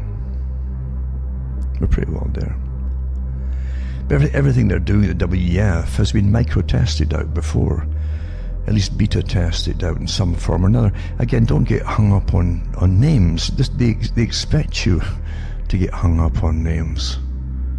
As I say, it's like communism. If it doesn't call itself communism, you won't associate with communism. If they won't use collectivism, you won't associate with collectivism. You're told what to think and who call what name to whoever they apply it to, or fascist or the so-and-sos. You've got to understand what you're looking at. Look at the signs and symptoms. It's like a disease. Any good doctor knows not to just use a name right off the bat for the disease. Make sure you go through the signs and the symptoms, the clinical symptoms, before you go into the laboratory symptoms, because then you're more apt to be accurate, very accurate with your diagnosis. That's the old-fashioned ones. You know, they actually did diagnostics on their patients, clinical diagnostics. Now we don't need. All you need now is computers, apparently, and computer modelling. But getting back to what I'm saying, beta testing in some form or another has been done in Margaret Thatcher's time, when they had the massive unemployment in Britain, because they were deindustrialising.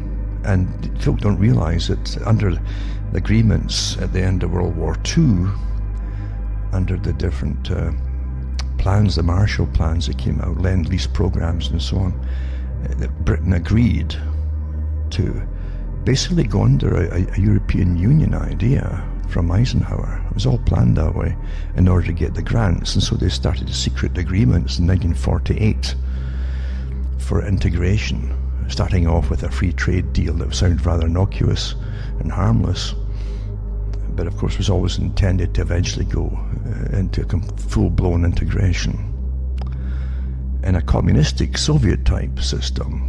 That's really how it was, because it's not democratic by any means at all. It's technocratic for sure.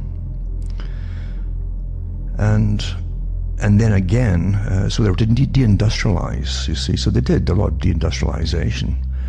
And Britain started to send its companies, big corporations, abroad across the water, some other countries or other, where they get cheap labour and keep manufacturing their goods and so on.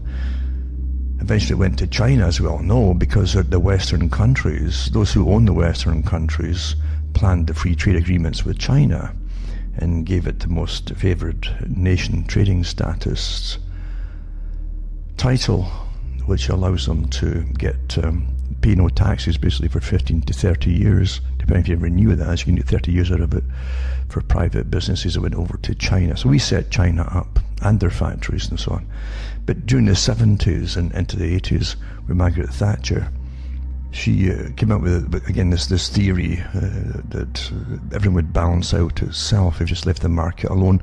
And so you had the corporate raiders coming in and getting in through the back doors into companies, and then cleaning the whole, taking over and cleaning it out of all their major stock and different things, and getting rid of what they would call extraneous, excessive departments, just slash and burn, then resell them. Suppose this lean competitive companies, which generally folded after that.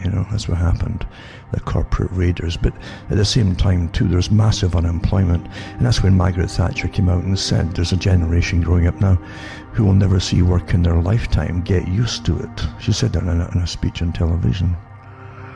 Get used to it. Well, that's your basic, universal basic income, if you haven't figured that out, being tested back then. And they observed, again, constant study, you wouldn't believe it, of incoming data. How are the people surviving? Are they surviving? What are the youth doing? Are they complying? Are they getting happily drunk on their excess money to stay at home and all that, and go out to bars, or are they causing mayhem? And she said that too, it's much better by opening the bars most of the day, rather than they used to be closed twice a day, I think it was, for a few hours, but open them up. And she says much better they get the welfare money, go into these pubs and spend it there and get drunk, rather than be out in the streets marching because of the unemployment. All these things have been ironed out, worked out, beta tested, you see. Any little problems are tweaked and fixed and remedied before they roll it out again on a larger scale for the universal basic income. You're living through a long-term agenda. As if things don't happen just instantaneously by themselves. Maybe a volcano will blow by itself. Even then, it may get some help, or there's no one that's going to blow. But things in a major scale in society don't happen by themselves without permission and funding and organisation and the training of folk who'll lead it all, even manage it all. So it's all been studied before. Remember too the beta testing they did with driverless cars in different countries, and electric cars in some countries for the years, to see how it would work on islands even, to test them out, things like that, pretty secretively. So everything's done on a smaller scale and then put out on the bigger population. And under the guise of COVID, it's wonderful because you've got Emergency Powers Act on the go, where you can just declare, it's a form of martial law. That's where you can't have more than 3 or 4 people meeting in a street together, and then again curfew times and stuff. That's all martial law, wartime scenario. Nothing to do with a virus. Nothing at all to do with the virus. They're trying to say it's more contagious at night. Of course it isn't. Well, you can't meet it when it's dark, unless you're protesting something, or unless you're authorised protesters. So you need to be in the right groups to get authorisation and to be left alone. Massive agenda, as I say, massive agenda, and so it's all been tested out, including the basic universal income, which a lot of youngsters will just jump at. Oh, fantastic! We're going to live in quite a decent standard of living. That's what they think, you see, for the rest of their lives. And we deserve it. A lot more say we deserve it, and they'll rationalise it. Well, you see, they took all the work away, which is true. Most of the work's been taken away. It isn't just automation and robotisation. It was taken away. It was designed to get out of your own country, all your manufacturing. That's very true. But they don't really think that somehow this time is going to stop once you get the basic universal income. It'll just stop, and it's like freezing time, and it'll be like that forever. That's utopia again. They're always giving you utopias, but it won't be like that, because the cash itself, the value is constantly dropping until you need more and more numbers of that cash to buy the same amount of goods and necessities all the time. You keep needing more and more of it, and it's designed that way. Of course, it's not designed that you're going to win here.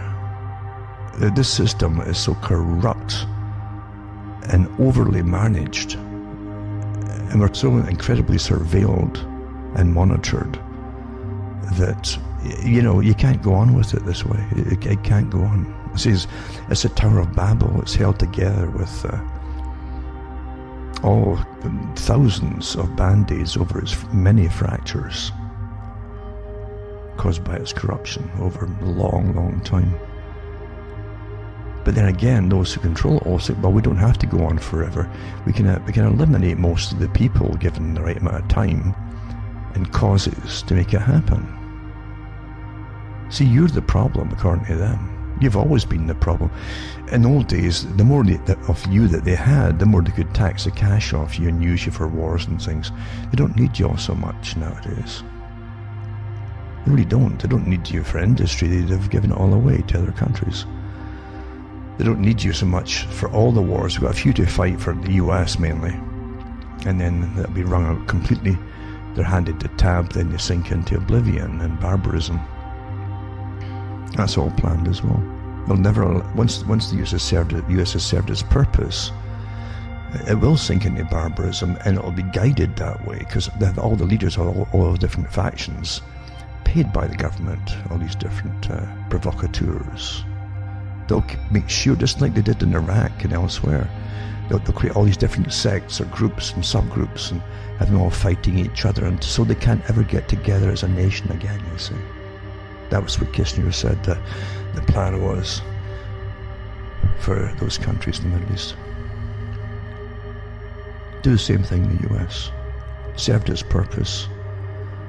You won't even get a thank you. They'll blame you for something and hate you and teach you about hate you. You're managed by folk that really, really do hate you. You know, that's a fact. They despise you. And it's very open from them too at times, just how much they do despise. Bill Clinton, remember articles in the paper when Clinton was in, and he was using mainly missiles at the time, cruise missiles, to attack different places in Iraq when Saddam Hussein was running it all there. But the articles in the paper said that Bill and Hillary had given many talks, and they gave little clips from talks they'd given where they despised the military. Is it the military or the people that comprise the military that they hate? I wonder. It's like Hollywood hates the countryside. Have you noticed that? All their horror movies is folk leaving the city for a weekend somewhere, and all these strange-looking hicks with buck teeth always appear, and they're monsters and nasty and awful and sadists and murderers. You noticed that? And again, this guy Kissinger, this strange character Kissinger, who said, openly, honestly, I'm sure he was very honest about it, he was saying that the military they're comprised of dumb, stupid animals who are used for foreign policy. These are his words. So they don't mind using those dumb, stupid animals for foreign policy. Then they're going to use them again in this coming wars until it's all finished. Then that's you're done for. And unfortunately, it's true, we keep breeding the next bunch of troops and saying goodbye to your children for folk who literally call them dumb, stupid animals. If you can't be annoyed by that, at least annoyed, or at least a little bit indignant about that, well, it's tough luck, I guess. Maybe everything that they say about you is true, What can you say? If you've lost indignation, what do you have left? Sad but true. Sad but true. They really despise the ordinary people, and especially the groups that they pull the military from. But they're so happy to use them all. It reminds me of Rome. See, ancient Rome did the same thing. Britain did it, of course, with this empire, and it would employ and create armies within countries that had conquered or occupied from the youth, and gave them smart uniforms in all the countries, and discipline, and scrub them clean until they looked, and give some self-respect, and suddenly they were all important. Then they would beat up their own people if need be, or turn on them if the paycheck was big enough, And then we're giving them little medals and that to make them feel better about it all. It's been done all over the planet, over and over and over. Ancient Rome did it, as I say. Greeks did it at one point too, although the Greeks really had a huge I mean, Greece isn't just one big nation. It's got hundreds and hundreds and hundreds of islands as well. Some of them pretty big and big populations. So you're dealing with empires, as I say, one form or another, either one single big country or at least one base of a nation, and then the rest of them are all satrapies to an extent, which they call dominions. And eventually all empires get drained because they feed off of the countries that they conquer. The money that comes back from the resources that comes back from these countries doesn't go to the people who are the armies. It goes to the folk who own the countries. And when they get so greedy, they collapse from within, and the elite move out generally to the next place, and they use a fresh population for the same kind of thing. It comes over and over, leaving behind it these drained sponges that are squeezed dry, destitute, broken, and often invaded by barbarians, as they call it, because nature abhors a vacuum, as they say. But you can also send troops from the countries you've now moved into to invade, and they call them barbarians, and then do away with all the people that served you well for however long. Britain did the same thing, And then the US has been the so-called policeman of the world. That's a title. It's a cover to an extent too, because it's against everything that people think the US was meant to be. It was supposed to stay out of foreign entanglements, foreign wars, and also treaties. You see, treaties is how they draw you into these wars. Well, the US has done nothing but treaties since the time of before World War I onwards, at least. And that's an excuse to drag yourself into the wars that you want, at least from the viewpoint of those who own America.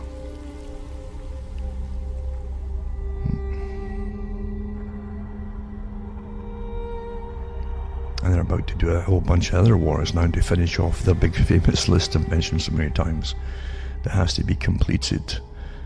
And whatever you think of Trump, if he's just another front man or whatever, makes no difference. The fact is, there was a respite almost for a while, not a complete breakaway from the usual wars, but it gave them time to regroup and formulate their plans to finish off these wars, which are all, they're part. We've got Syria to finish off. I'm surprised it's still able to function.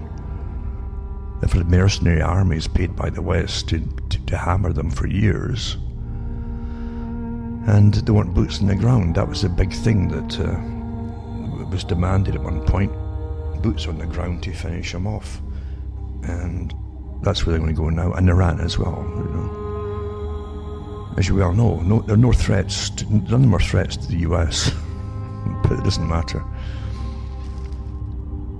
And because they're going to phase out the petrochemical internal combustion engine, as they say, they won't really need all this foreign oil, will they? So it's for other reasons, as you know. And again, they need the dumb, stupid animals, that Kissinger talked about, to fill the uniforms and go off and finish all that off, you see.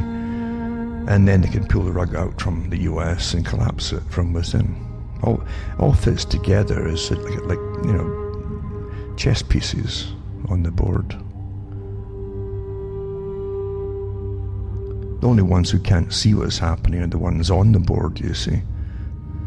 The ones above it see what's going on, and it's step by step.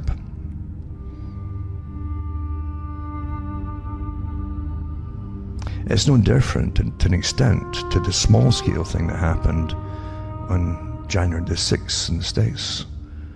There was no storming of the Capitol building. It was just a few who really were pre-planned to get in there and to cause a little bit of mayhem, although it was mainly flag wave. That's not a revolution, waving a flag here and there, It was set up to be used as that. Then thousands of ordinary folk who were there for the legitimate protests outside are all targeted with the same brush as terrorists. You see, that was always the plan. And of course the FBI was in on it, and the CIA was in on it, And that's how things are done, folks. It's perception management as opposed to actual what really happens. That's important as Wag the Dog, the movie, you know. That's what it is. It's on TV, it must be true. And the whole idea is to not just demonize a whole section of the US, a massive section of it, but to also get the message that the whole system of government has changed. Even though it's never really real to the extent you thought it was, but the whole system now has changed. It's not there to really, it's authoritarian now, you see. And a whole section of society is smeared. As I said, it's like genocide is setting up. First you've got to name them and dehumanize them and yada yada yada. You target them and step it up from there, one step after another. That's how you end up with nasty things like genocide. Starts off with name calling, dehumanization, etc. And that's what's being done. Doesn't look good, does it, for that reason alone? But they'll use them, all right. They'll use their offspring to fill the bodies for uniforms to go off and finish off the war. It's just a sad thing to do, but that's the truth of it. That's the truth of it. Been done down through time, down through history, this kind of thing. And they're despised, the ones who do all the fighting and the killing. Remember, folks, cuttingthroughthematrix.com. Go into the website and see how to send me a few bucks so I can keep ticking along here, because we're going through history. This is the major things that's going to happen. This is the most major thing actually in your lifetime, at least the start of it, and they're putting you through it whether you like it or not. And at least for those that want to know what's happening and can handle it, I'll put the information out there and occasionally give you a few tips on how to survive. It's not a matter of just saving cash up. That's kind of pointless right now.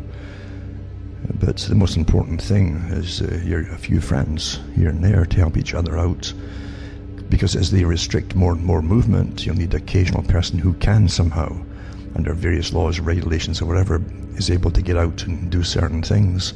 You'll need them to get basic simple supplies or whatever you happen to need to just live and survive. You'll need that kind of thing. And also moral support. You've got to help each other out during this.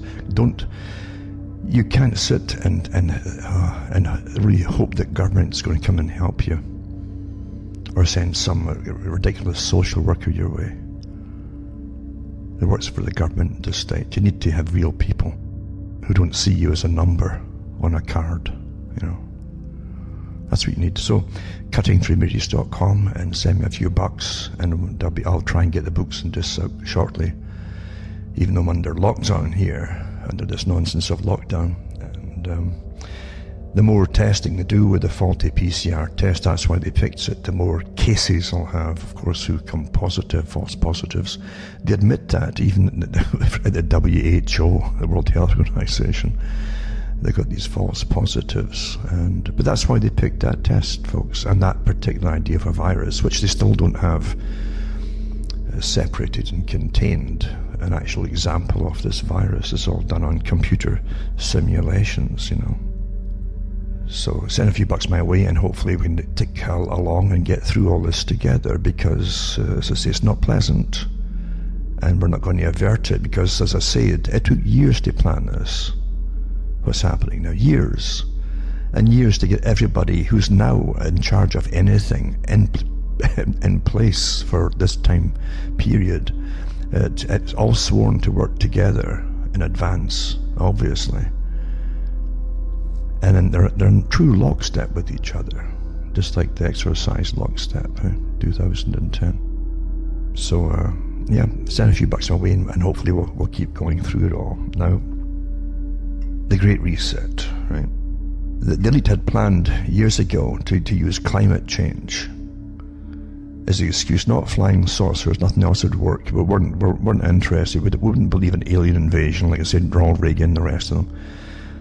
And nothing else would work, so they hit on the idea of the climate. If we could convince the public the climate is really changing, because they're causing it to change, because your habits, and there's too many of you, and you're warming the planet and all the rest of it, then They could start to enforce through agreements, again, through their agents and governments across the world. They could enforce laws in that would then force you to comply with the laws and stop breeding so profusely, even though you're hardly breeding at all in the West, at least the basic native populations. And they could really drastically reduce the population and the consumption of the world, especially through energy, because energy, they say, is what makes folk healthier. You understand that? Energy makes you healthier. And when you're healthy and you've got energy and so on, you can have businesses, you can work in businesses. And then you might just breed. Oh my goodness, you might breed, for goodness sake. So they didn't want that. So if they can start pulling out energy, stopping you having so much, then you'll be shivering in your homes and you'll die faster in the winter in some countries, or you'll cook in some hot countries in the summer and you can't cool yourselves. It's all worked out that way. And then, of course, if you draw the energy away from food supply and agriculture, then you'll have famines, and then you'll start dying off very quickly then. I'm not kidding you, that's just how you do it. This is not fantasy here. Years ago I read the articles from some of the planners that gave you the culture you're in today. They gave you the promiscuous culture that would come. They made it happen in the 60s. They talked about it in the 1940s and 50s, the ones who met together in big world meetings. They talked about depopulation then. Bertrand Russell talked about, we used to depend on wars and plagues and famines and the like, he says, But even that might not be fast enough. But we need, actually, he said, it would be better if we have a Black Death every 1 or 2 generations. A plague, disease, to kill off a good number of the people. And this guy's in on the planning in the future, and that we're living in today. He and many like him, by the way, he wasn't the only one, for goodness sake. You have to look at the associations he belonged to.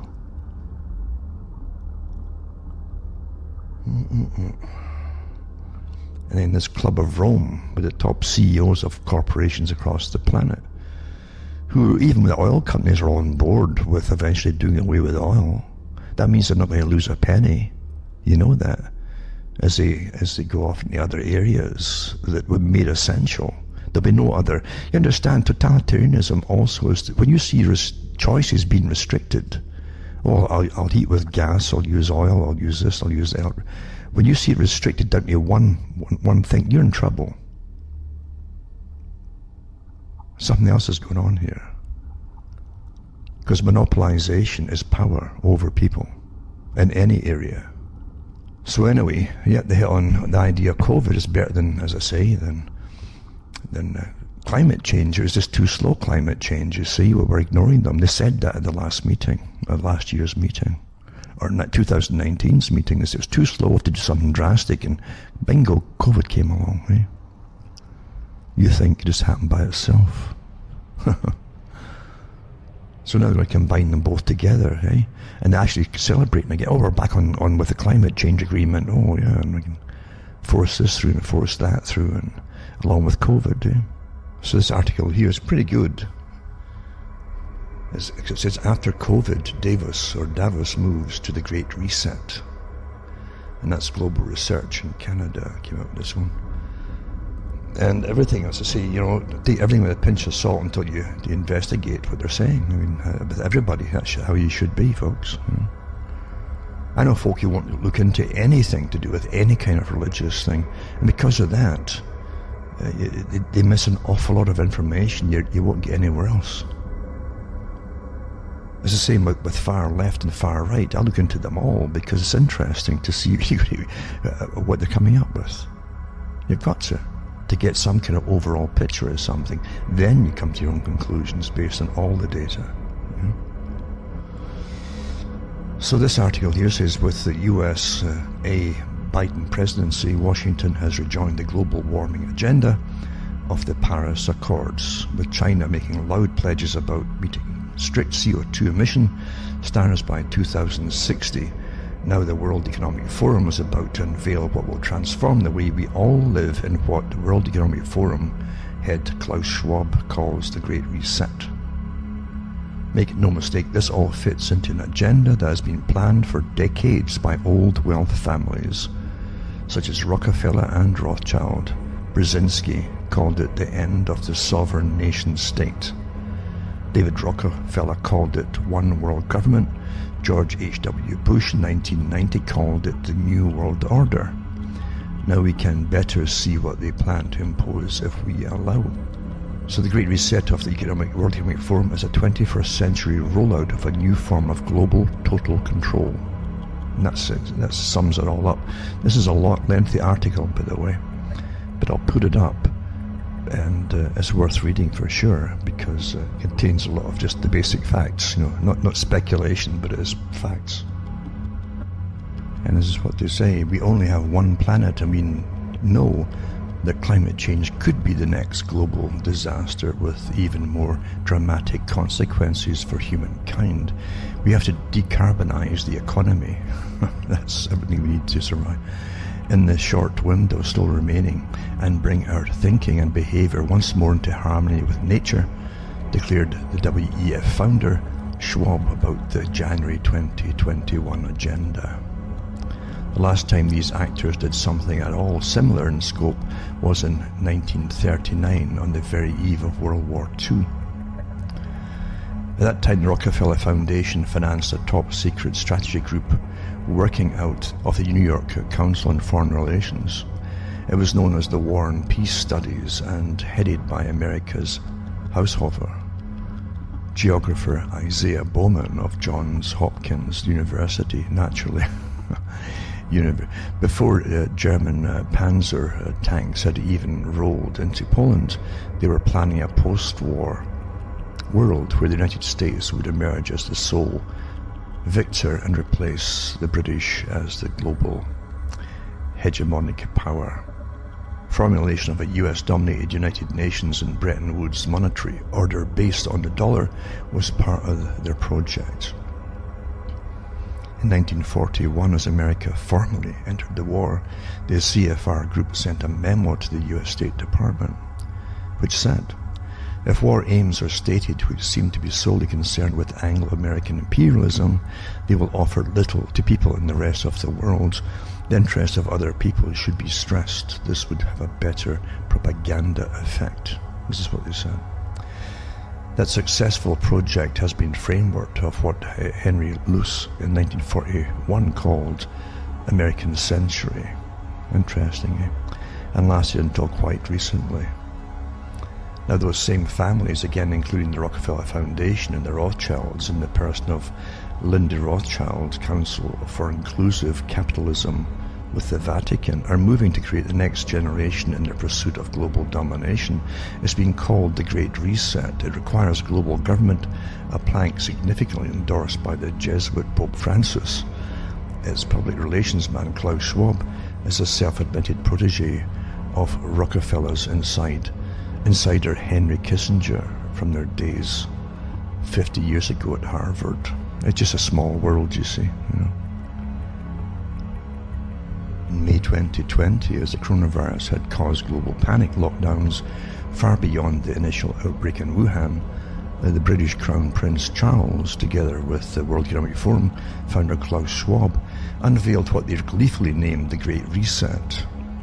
Remember, Prince Charles, this is an aside, he also was the one who kicked off initially. He was a front man for the public-private partnerships, where the public would pay for all major things in society, and the private corporations would end up owning them for nothing. That's really what it means. Getting back to the article, it says, which they call the Great Reset. Increasingly, world political and business leaders are using terms such as the Great Reset or the Fourth Industrial Revolution, and the call to build back better, which the Biden administration prefers. They all are anchored on the same set of dramatic global changes. The US Green New Deal and the EU European Green Deal are all part of it. The most striking fact about the agenda of the Great Reset is that it's being advanced by the same giga-rich plutocrat families responsible for the flaws of the present world economic model. They, not we, have created ruin of organic fields and nature with their Roundup, glyphosate, and toxic pesticides. They have ruined the air quality in our cities by the transportation models they force on us. They created the free market model. By the way, you do know it's Rockefeller Foundation that really promoted that they take all the trams off the roads years ago in the cities so that the car industry could take over. You know that, eh? So since they created the free market model of globalization that has ruined the industrial base of the US and industrial EU nations, now as they blame us for an alleged catastrophic emission of CO2, we're being conditioned to accept guilt and be punished in order to save the next generation for Greta and friends. Behind the seductive rhetoric of the powers that be on creating a sustainable world lies an agenda of raw eugenics, depopulation on a scale never before tried. It's not human, in fact some call it transhuman. In 2016, the World Economic Forum head Schwab wrote a book titled Shaping the Future of the Fourth Industrial Revolution. In it, he describes the technological changes coming with the Fourth Industrial Revolution of 5G smartphones, Internet of Things and artificial intelligence that link everything to make the most banal decisions for us, such as buying more milk or turning down the stove. At the same time, data is centralized in private corporations such as Google or Facebook to monitor every breath we take. And that's literally like what they're about with the 5G. It's complete surveillance, folks. You know, that's the Internet of Things. I mean, they talk about nanoparticles getting sprayed over cities. Remember all that? They all communicating, etc.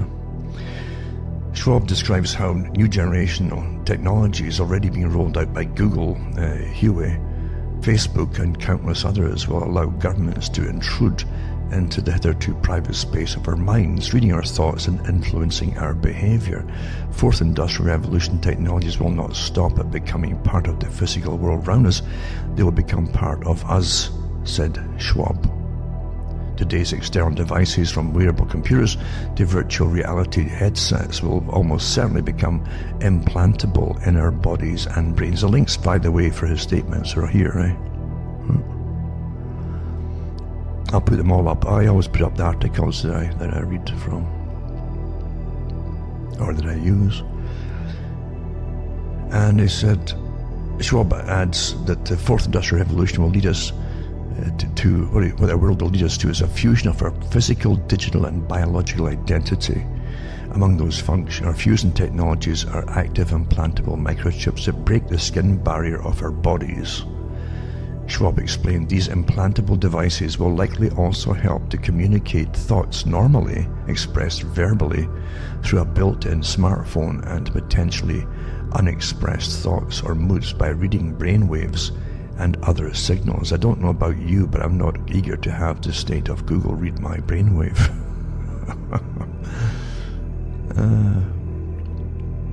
And that's something, mate. If you mention this, what you're reading here, and all the article, all the links to what he said are here, by the way, it's not speculation. You'll be called a conspiracy theorist by the very agencies he's mentioned here, mentioning Google and all the rest of them, yeah. This is how simple it is. Just brand you as conspiracy theorist and it shuts everybody up. Remember Lenin said that we shall win by slogans. They just brand you as a smear term, and that's it. The fact you're trying to debate doesn't even get to be debated.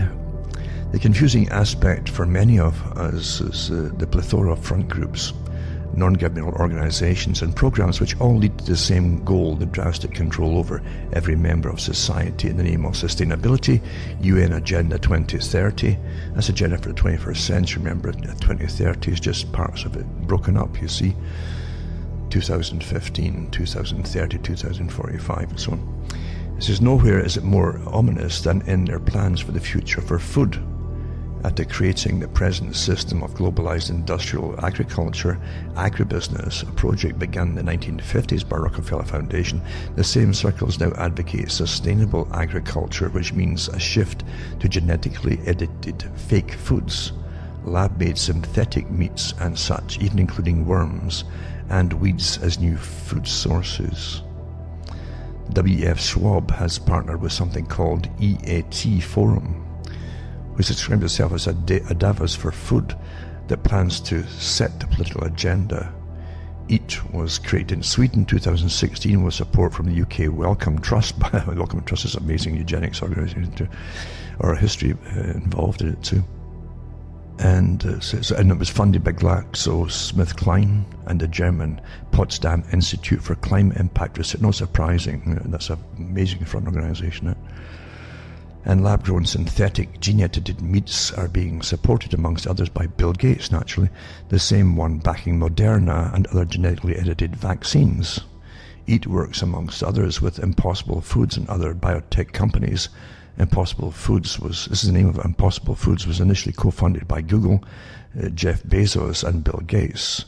Recent lab results show the company's imitation meat contained toxic glyphosate levels 11 times higher than its closest competitor. There you go. So 11 times more higher glyphosate levels than its closest competitor. In 2017, EAT launched Fresh, as F-R-E-S-H, as small e, food reform for sustainability and health with the backing of Bayer AG, one of the world's largest, or the most toxic pesticide and GMO producers that now owns Monsanto, the China-owned GMO and pesticide giant Syngenta, Cargill, Unilever, DuPont, and even Google. This is the planned food future under Great Reset. Forget the traditional family farmer. Understand this is a totalitarian system by the same groups of people all working together, owning everything that you need to survive. You get that? And what they're going to give you is a substitute for survival, because this stuff is not going to be good for you either. In his 2020 book on the Great Reset, Schwab argued that biotechnology and genetically modified food should become a central pillar to global food scarcity issues which COVID has exacerbated. He's pushing GMO and especially the controversial gene editing. He writes, global food security will only be achieved if regulations on genetically modified foods are adopted to reflect the reality that gene editing offers a precise, efficient and safe method of improving crops. Gates, a project partner with Schwab since years, has argued the same. This means for years, has argued the same. EAT has developed what it refers to as the planetary health diet, which WEF champions a sustainable dietary solution of the future. But according to Frederick Leroy, a food science and biotechnology professor at the University of Brussels, the diet aims to cut the meat and dairy intake of global population by as much as 90% in some cases, and replace it with lab-made foods, cereals and oils. Like everything else with the Great Reset, we will not be given a real choice in food. EAT notes that it will be forced on us by hard policy interventions that include laws, fiscal measures, subsidies and penalties, trade reconfiguration and other economic and structural measures. We will all be forced to eat the same synthetic diet or starve. Well, I guarantee you, when they say we, they don't mean themselves at the top. This is just a hint of what's being prepared under the guise of COVID-19 lockdowns and economic collapse. And 2021 will be a decisive year for this anti-human agenda. The introduction of artificial intelligence, robots and other digital technologies will enable the powers that be to dispose of hundreds of millions of workplaces.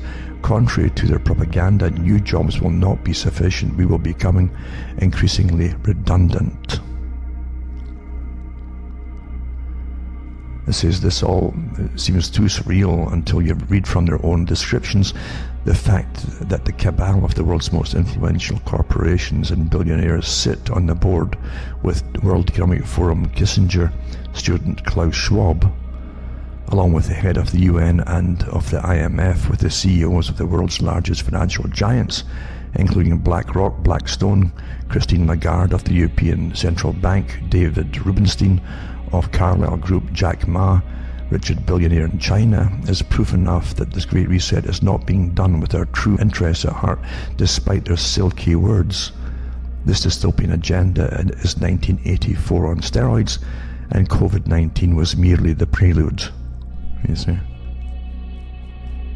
So I'll put this article up, and you can read it for yourself. It's got the links in it, as I say. So these are made-up statements by Schwab or anybody else. These are from their own talks. Now, Xi warns Davos Forum against new Cold War. This is their usual, or back to war with China stuff, you know. Don't forget, the same characters that we just mentioned in the last article that are running the world's food supply and set China up to be the manufacturer for the planet. Do you really think they're going to have a war with them? You're going to fall for that one? One thing that the elite love is their own existence. You understand that? They really like to be alive. And if they were setting up a nation to be the sole producer of pretty well everything you need for the planet, which they did using our tax money to do it all and fund it all and so on, and all your politicians signed on to it and passed all the laws to make it all happen, by the way, do you really think they didn't go to war with them and risk being annihilated themselves, all the elite? Forget it, folks, come on. And I'll tell you another thing too, I'm pretty sure they own China as well. I'm telling you. I always think too of the Council on Foreign Relations, when there's so many of their articles that talked about China as the model state for the world, meaning we've already copied China. Do you really think they'd be worried about China going rogue when we set them up using our tax money and laws to make it all happen? And they couldn't foresee what might happen. Do you really believe that? So this article says, represent the only major economy to record economic growth last year. Well, it's only pretty well manufactured on the planet. Xi presented himself as the defender of multilateralism, as he did at the same forum 4 years ago when Donald Trump was about to assume the US presidency. So anyway, it says Xi seemed to have the message for Trump's successor, Joe Biden, who entered the White House just a few days ago, but who's not addressing the annual World Economic Forum. To build small cliques or start a new Cold War, to reject, threaten or intimidate others will only push the world into division, Xi told the world's political and economic elite as the Biden administration plans to revitalize global alliance to counter China's growing influence. Anyway, I can't be bored reading this article here because it's really, China didn't make it itself. They didn't make it itself, folks. They couldn't. You know. We paid for it all, you know, to happen. Another one too from Global Research is worth reading too. It's an e-book, by the way, the 2020 Worldwide Coronavirus Crisis, Destroying Civil Society, Engineered Economic Depression, Global Coup d'etat, and the Great Reset. I'll put this link up too for those who want to go through it. And it does, you know, stick to the basic facts of things happened. And there's 9 chapters in it, and it highlights certain things too. It says we're at the crossroads of one of the most serious crises in world history. We're living in history, yet the understanding of the sequence of events since January 2020 has been blurred. Worldwide, people have been misled both by their governments and the media as to the causes and devastating consequences of the COVID-19 pandemic. The unspoken truth is that the novel coronavirus provides a pretext and a justification to powerful financial interests and corrupt politicians to participate the entire world into a spiral of mass unemployment, bankruptcy, extreme poverty and despair. Remember the last article too was about them, depopulation and so on. Well, this mass unemployment, bankruptcy, extreme poverty and despair, that's a prelude to it. That's the road to it, of what we're talking about here. More than 7 billion people worldwide are directly or indirectly affected by the corona crisis. And the COVID-19 public health emergency under the WHO auspices were presented to public opinion as a solution to containing the so-called killer virus. If the public had been informed and reassured that COVID is, according to the WHO's definition, similar to seasonal influenza, that's what they said, folks, the fear campaign would have fallen flat. The lockdown and closure of the national economy would have been rejected outright. The first stage of this crisis outside China was launched by the WHO January the 30th, 2020, at a time when there were 5 cases in the US, 3 in Canada, 4 in France, 4 in Germany. And I don't even believe that, folks, because they hadn't isolated the darn virus even from China at that time, never mind anywhere else. And they weren't doing the mass testing to try to find the, quote, cases, I mean, nobody's ill, but you got particles of, maybe particles of a virus in you, maybe. So anybody with breathing difficulties in a wintertime scenario or into spring, when you have colds and flus and that, well, been put down as COVID. Still are, by the way. There's no flu anymore, It's disappeared. And then you have, do these numbers justify the declaration of a worldwide public health emergency? And by the way, they changed the laws on what a pandemic is. So they did away with the numbers. At one time you need thousands of numbers, of real cases, bona fide cases, before you could declare a pandemic. Now we just did away with that, so 3 or 4 will do. What a con game. So the fear campaign was sustained by political statements and media disinformation. Because again, so much has to be accomplished, remember, by it, right?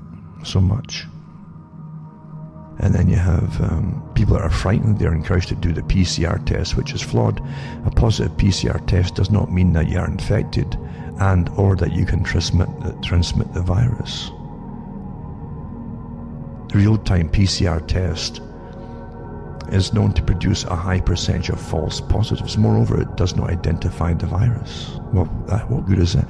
And they're not doing clinical diagnosis. What's the signs and symptoms that you observe in the patient? It doesn't matter, you see. Well, the patient seems fine. In February, the COVID crisis, that's last week, was accompanied by a major crash of financial markets. There is evidence of financial fraud. Again, it's the reset to March 11, 2020, the WHO official declared a worldwide pandemic at a time when there were 44,279 cases and 1,440 deaths outside China, out of a population of 6.4 billion. Estimates of confirmed cases based on the PCR test. And it goes into the history of lockdowns and all the rest of it too. It's a long, I'm not reading it all naturally because it's 9 chapters, but you can get it yourself and read it for yourself too. It's a good way to, you've got to keep some of these articles for posterity because they show you step by step what's happened. During the crisis, folk are so geared to the latest daily news, they forget yesterday's news. So they forget the whole story leading up to something and how it happened. The formula, as I call it. Now here you have this article too about Davos, and it says empty streets in Davos as the World Economic Forum holds a virtual meeting. And China's Xi takes a shot at Biden during a Davos address, and all the usual gossip that they add into it. But it says that the streets of Davos are normally crowded at this time of year as influential leaders from around the world gather here for the World Economic Forum at their annual meeting. It says, but this year will be different. Instead of gathering at the Swiss ski resort, the world's great and good, right? We'll do so virtually due to the coronavirus pandemic. With the global economy deep in crisis, there is no shortage of topics. Soaring unemployment, again, it's going to plan, soaring unemployment and debt levels growing, income inequality and climate change. There you go. And it says here, we have practically assembled the same high level and also amount of global decision makers for politics, business, society as we usually do in Davos, said WEF Chief Klaus Schwab in an interview with Reuters. Goes on to say what makes Davos different is that you do not just have some heads of state or some top business leaders. You have practically everyone who counts coming together, he added. See, that's all the ones who run your lives, eh? Everyone who counts coming together. See, you don't count, you're just a little peon. But the Davos agenda will feature participation from heads of state and governments, chief executive officers, civil society leaders, global media, and youth leaders from Africa, Asia, Europe, and the Middle East, Latin America, and North America. Don't forget, they pick children and they train them for future leaders at the WEF. You know that too. So WEF is pinning hopes on normality returning, and plans a face-to-face meeting in Singapore in May. An actual physical meeting there to talk about. We should begin in, it says the World Economic Forum at the moment kicks off on Monday, January 25th, ends Friday, January 29th, so it's done. But anybody who matters is there, remember. You don't matter, All the folk who really run your lives in this so-called democracy, who's kidding who?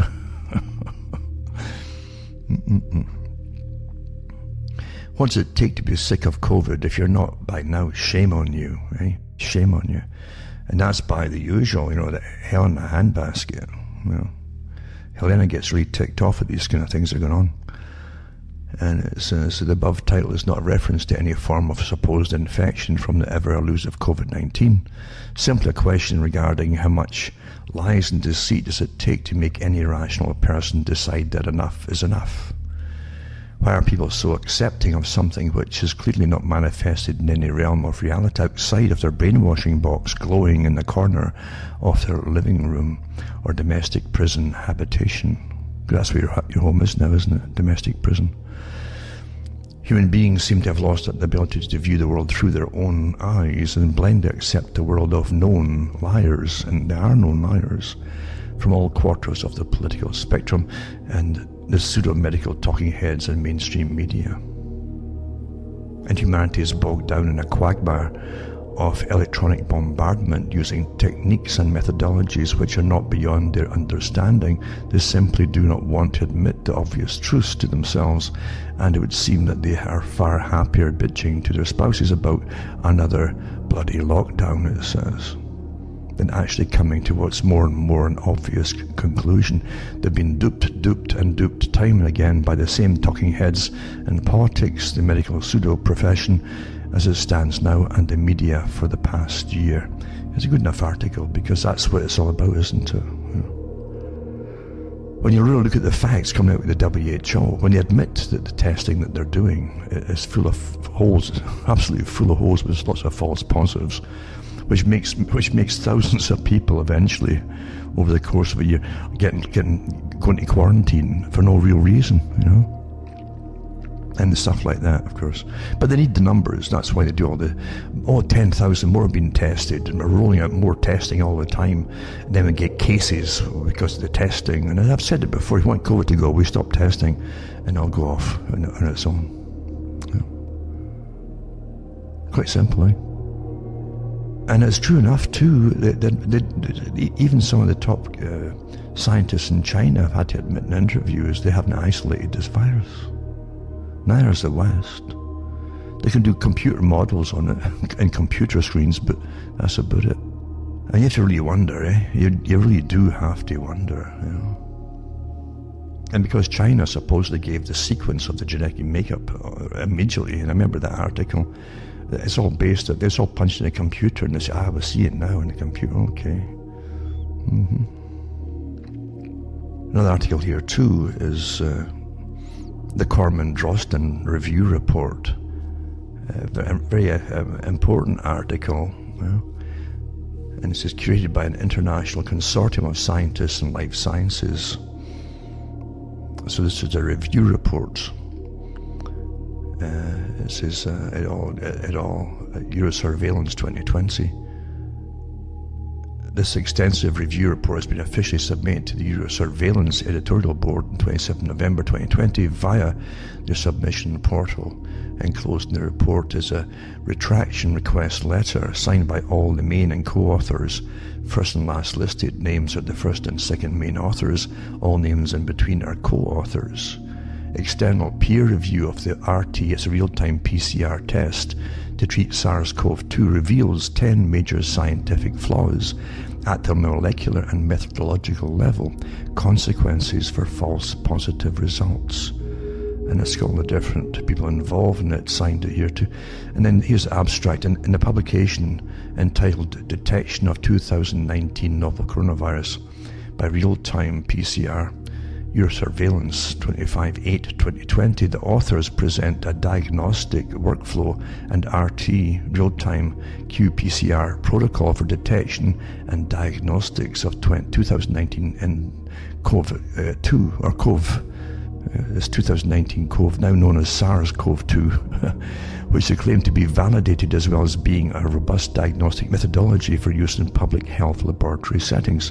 In light of all the consequences resulting from this very publication for societies worldwide, a group of independent researchers performed a point-by-point review of the aforesaid publication, in which all components of the presented test design were cross-checked and the real-time PCR protocol recommendations were assessed, WRT, good laboratory practice, and 3 parameters examined against relevant scientific literature covering the field.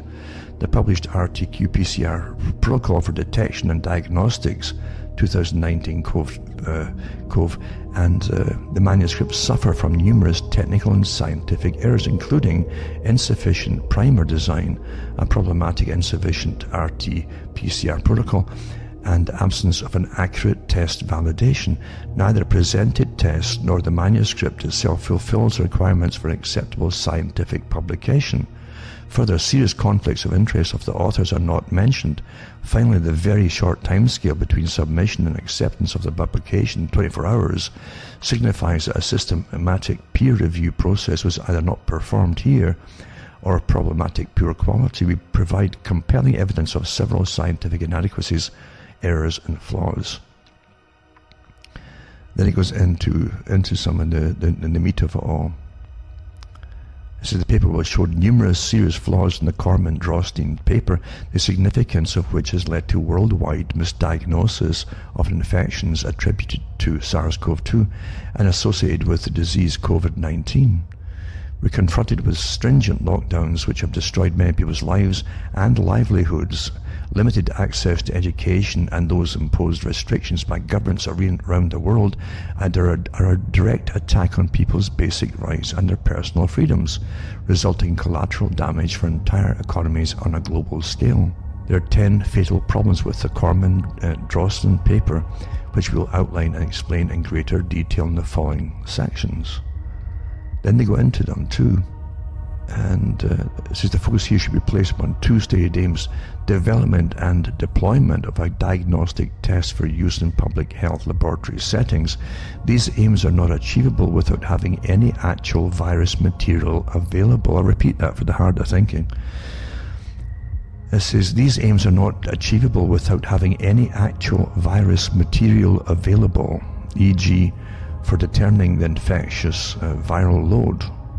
In any case, only a protocol with maximal accuracy can be the mandatory and primary goal in any scenario outcome of this magnitude. Critical viral load determination is mandatory information, and it is in Christian Drostein's group responsibility to perform these experiments and provide the crucial data. And the viral load, you see, is what they do, how they work out infections. It's not a matter of just getting an infection. A person can pass through an infected ward of any kind of infection, but most bacteria or viruses need a particular load, number of the actual infectious bacterium or virus to actually overcome the body system and be able to take over the body, basically, and infect the body. If it's not high enough, you say, then it's a good chance it won't take off on you. Your body can beat it off and pretty well immediately, And that also ties into biowarfare, the stuff I read years ago when I was on the radio about biowarfare and how they'd bred special mosquitoes as an example. Is that one of the best things for spreading disease? And they created they called it a bomber mosquito, the nickname, in Canada at Belleville, Ontario, a lab where they bred. I don't know if they still breed them there or not. I think they still do, and they would send these big mosquitoes off to the biowarfare departments in the US and elsewhere, in Canada too, naturally, and they could load them up, these mosquitoes, with heavier doses, you see, of viral or bacterial loads. so they could spread the disease. And actually, it would take, as I say, there's enough of the actual load in them to take when a person was landed in a person and bit them. So anyway, that's where that comes the viral load, right? And we don't have any information of the actual virus, a real virus here, to determine what the actual load is for causing infection. You understand? So you could have particles of infection of different kinds of viruses. They'll show up as positive for COVID even, and it doesn't mean you're infected, or even with that particular virus. And it says, nevertheless, it says these in silico sequences were used to develop a real-time PCR test methodology to identify the aforesaid virus. This model was based on the assumption that the novel virus is very similar to SARS-CoV coronavirus from 2003, as both are beta coronaviruses. The PCR test was therefore designed using the genomic sequence of SARS-CoV coronavirus, the first one, right, as a control material for this Sarbeco component, which we know this from our personal email communication with one of these co-authors of the Corman-Drosten paper. This method to model SARS coronavirus 2 was described in the Corman-Drosten paper as follows: the establishment and validation of a diagnostic workflow for 2019 coronavirus screening and specific confirmation designed in absence of available virus isolates or original patient specimens. Design and validation were enabled by the close genetic relatedness to the 2003 SARS coronavirus and aided by the use of synthetic nucleic acid technology. The reverse transcription polymerase chain reaction, as a RT-PCR, is an important biomolecular technology to rapidly detect rare RNA fragments, which are known in advance. In the first step, RNA molecules present in the sample are reverse transcribed to yield DNA, cDNA. The DNA then amplified in a polymerase chain reaction uses a specific primer pair and thermostable DNA polymerase enzyme. The technology is highly sensitive and its detection limit is theoretically 1 molecule of DNA. The specificity of the PCR is highly influenced by the biomolecular design errors. And this is what's important when designing the RT-PCR test and quantitative RT-PCR test described in the Corman-Drosten publication. And it goes into, it says, the concentration of primers and probes must be of optimal range. It must be specific to the target gene if you want to amplify. It must have an optimal percentage of GC's content relative to the total nitrogenous bases, minimum 40%, maximum 60%. And for viral diagnostics, at least 3 primer pairs must detect 3 viral genes, preferably as far apart as possible in the viral genome. In the temperatures next that must occur in, and it goes on and on. So they go into the minor concerns with the Corman-Drosten paper, and then the major concerns with the Corman-Drosten paper. It's quite interesting to read it through. This is just the start of it. It's quite a long article, by the way, against another keeper for those who want to keep history, at least before they go into the next system of programming and computers and types of computers. They'll do away with all the old stuff and it goes down the memory hole unless you put it on paper or something, which is what they do. That's why they keep coming out with new versions of basic computers.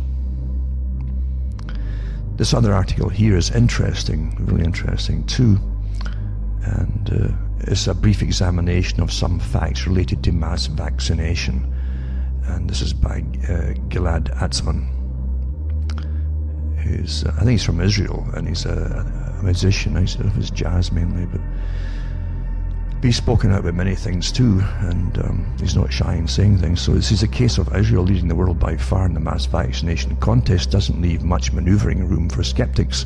Since Israel launched its vast vaccination campaign in December, it's been witnessing an exponential rise in COVID-19 cases and deaths. So since it launched its vaccination campaign in December, it's now witnessing, right, an exponential rise in COVID-19 cases and deaths. This is the same you're finding across the world, by the way. But now the British mutant, they call it British mutant, has become Israel's dominant COVID strain. Israel's health system is on the brink of collapse, it says. It says, in my article, Guinea Pigs United, I pointed out the rise in cases and deaths correlates with the distribution of vaccines. Okay? In Israel, the Orthodox Jewish communities that were vaccinated en masse saw COVID cases rise 16-fold, while Israeli Arabs who are at large refrained from vaccination saw numbers of COVID cases dropping sharply. So the cases suddenly appear after vaccination. Mind you, that protein they're putting in you is really what's... if they didn't have COVID before, they're now creating it with the protein, you understand? And you start making it in your own cells. So you're going to test positive with it. Look what happened in Australia there. They got false AIDS positives, and then hushed that one up very quickly, That's a downer, you see, for big business, eh? See, but Israel is not alone. Some other states have followed a similar path, and their situation is becoming as catastrophic as the crisis we witnessed in the Jewish state. So I would love to believe that it's not too late for Britain to postpone the current mass vaccination campaign and closely examine the possible correlation between mass vaccination and mutants. Because you become a breeder with it. Whatever they're putting in you, you start to breed something, eh? For those who wonder, I'm not against vaccines or modern medical practice, but I do contend that before a nation decides to inject a new substance into its muscle, it may want to verify what this substance is and what are the exact implications involved. It's crucial to verify, for instance, where the rise in lethal mutations that we have seen in Britain is related to mass vaccination. And the vaccine trials that have been taking place in the kingdom since the summer, the rapid change in the age of COVID-19 cases which we see in Israel and Britain, also secret those who seem to be enthusiastic with the vaccines are also claiming to be in favour of good science, or even real science as they often refer to it. The statistical facts that are related to mass vaccinations are not very promising. Examining the situation in countries that are engaged in mass vaccination, such as Israel, Britain, US, and the UAE, reveal that these countries witnessed a clear decline in COVID cases and deaths during late November and early December. However, just a few days after those countries launched their vaccination campaigns, numbers of COVID cases and consequently deaths went through the roof. In comparison, you should also examine the case of Britain's neighbours, such as France, Belgium and Holland. These countries are subject to similar climate, urban conditions and demography, yet COVID's curve in these countries is completely the opposite. COVID deaths and cases that were in decline since mid-November, early December, are still dropping till now. None of these countries saw a sharp rise in cases, let alone deaths, in the given period, December and January. As I was writing these lines, I was informed that Portugal is also facing a COVID crisis. A brief examination of its latest data revealed that its COVID curve is identical to Britain and Israel. I obviously assumed that the current sharp rise in COVID cases is somehow related to the vaccine. A quick internet check revealed that Portugal started its mass vaccination campaign on 27 December. As you can see in the graphs below, until that date the numbers of COVID cases per day was in a clear decline. Yet 3 days after mass vaccination campaign started, the numbers of cases started to grow exponentially. Portugal's health system is now on the verge of collapse. This is after the vaccinations, right? The situation is identical with other countries that favoured mass vaccination path. Both British and Israeli governments report almost once a day about some positive signs that may suggest that the end of the pandemic is just around the corner. These news are usually supported by claims about a decline in cases. Needless to mention that reports on the ground usually contradict those optimistic suggestions, but since we are in a scientific mode, let's examine the statistics. A quick glance at British and Israeli numbers reveal that these numbers of new cases in late January in sharp decline, and that seems to be positive news, yet the number of deaths daily keeps climbing. This is very worrying. And it says, however, a quick examination of other European Middle Eastern COVID statistics in countries such as Austria, France and Germany and Jordan reveals that the graphs representing numbers of new cases and daily deaths are almost identical in shape. How do we then explain the peculiar anomaly that's reported in Israel and Britain, a decline in cases on the one hand and a sharp exponential rise in deaths on the other? one clumsy possible explanation is that in the mass vaccination countries, less people are contracting COVID. Yet for those who do, the virus is far deadlier. Interesting, isn't it? This would mean that if the vaccine is producing some positive results for vaccinated, such as immunity, the general impact on the whole of society is pretty devastating. The number of deaths is growing rapidly. Another explanation, which I believe is far more likely, is that both the British and Israeli governments are conducting less tests, see, to get lower numbers. This obviously leads to a reduction in the number of new verified cases. It may look good in the Guardian and the Jewish Chronicles headlines, but unfortunately it doesn't stop the disease or its lethal impact. And I have to add to this too, remember they didn't do the challenge test. It was in the papers that mentioned that a few weeks ago, even in the States.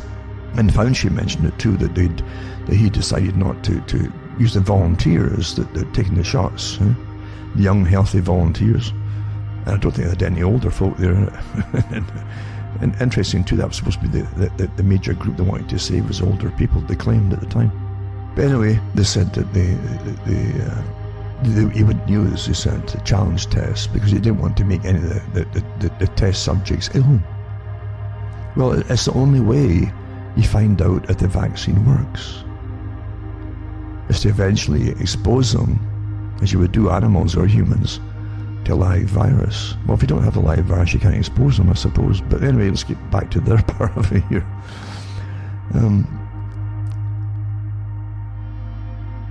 Here's the problem with vaccinations. You can get incredible, I mean, this term that they use, the cytokine storm, is the more, it sticks in your head, that one, it's more dramatic. But it's true, you get vaccine-enhanced respiratory syndrome attacks, where literally your immune system goes into massive overdrive, way over what it needs to destroy something. When you may even get a cold is a coronavirus, remember, it's a type of that family. And there's many others ones too. There are a few classified, but there's many, many more than the ones that were classified. And so you would normally not even react to some of these things, but now your body is hyper, it's like total war when it senses and it floods your lungs with all kinds of antibodies and antihistamines and so on, and a massive blood flow. That in itself is dangerous when it hits the lungs. And don't forget too, we've already had cases where some folk got flu shots in some, like Spain before, had experimental flu shots free last year, right? Or the year before, just building up to 2000 and coming on 2020, 2019 to 2020, they got a free flu shot, maybe two of them, in fact, and that can prime you again to actually getting what they then call COVID. We've had the same thing happening with even types of flu strains. You get more susceptible to one than the other. It opens you up to it. So, this is incredible that they went this length without challenge testing the volunteers. So the real challenge test happens on the general public. Well, that would cause the deaths, folks, after getting the vaccinations. I'll put the one up from the certified nursing assistant, I think it is, who works in one of these homes, who came out and talked about it. You see, you can't believe they're just dropping like flies. And within days of getting the vaccination. And he says the hospitals are covering it up, everybody's keeping quiet, and he can't keep quiet anymore. Put the link up. But this is the numbers are there. You'll see it, as I say, not just in Norway, but in other countries too.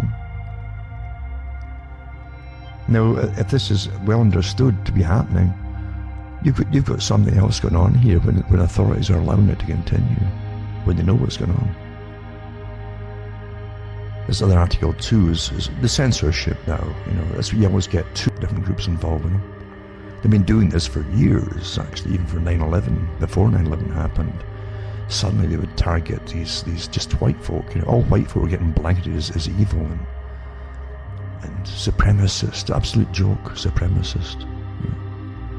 When so many organizations had been found out before that were set up by the FBI in massive sting operations, then they'd point to them as though it was real. No, these are They're fake, eh?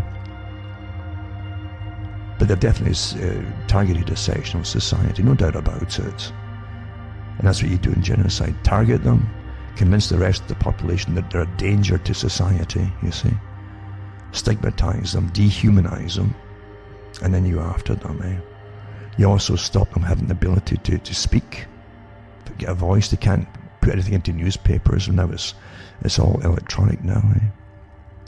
So they can't communicate how they see things or what's happening to them to anybody else. So you go just the aggressive voices accusing them of everything under the sun,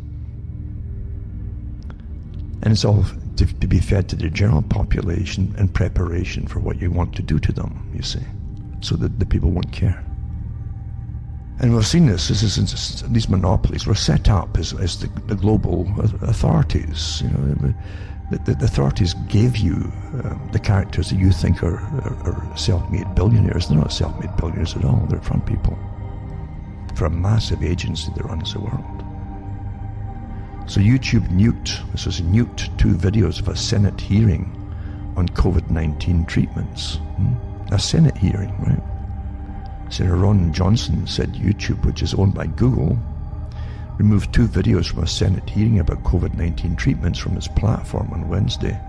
Social media censorship just ratcheted up to a new level, and Google's YouTube removed the videos of doctors testifying under oath at my US Senate hearing on early treatment of COVID. Said Wisconsin Republican wrote on Twitter, another body blow to freedom of speech and expression. Very sad and scary. Where does this end? Well, guess where it ends. Apparently doctors at Google know more about practicing medicine than heroic doctors who have the courage and compassion to actually treat COVID-19 patients and save lives, said Senator Ron Johnson, January 28th. He goes on about the different ones like ivermectin and so on,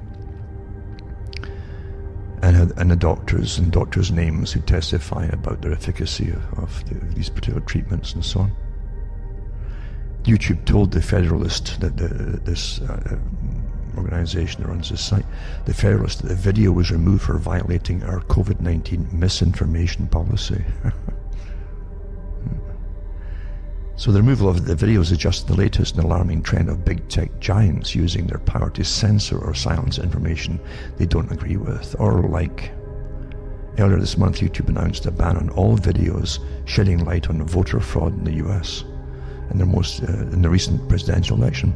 Initially, the video platform removed only videos declaring widespread voter fraud, but now the enforcement of the updated policy will include removing and issuing a strike on the channel of the user who posted the content.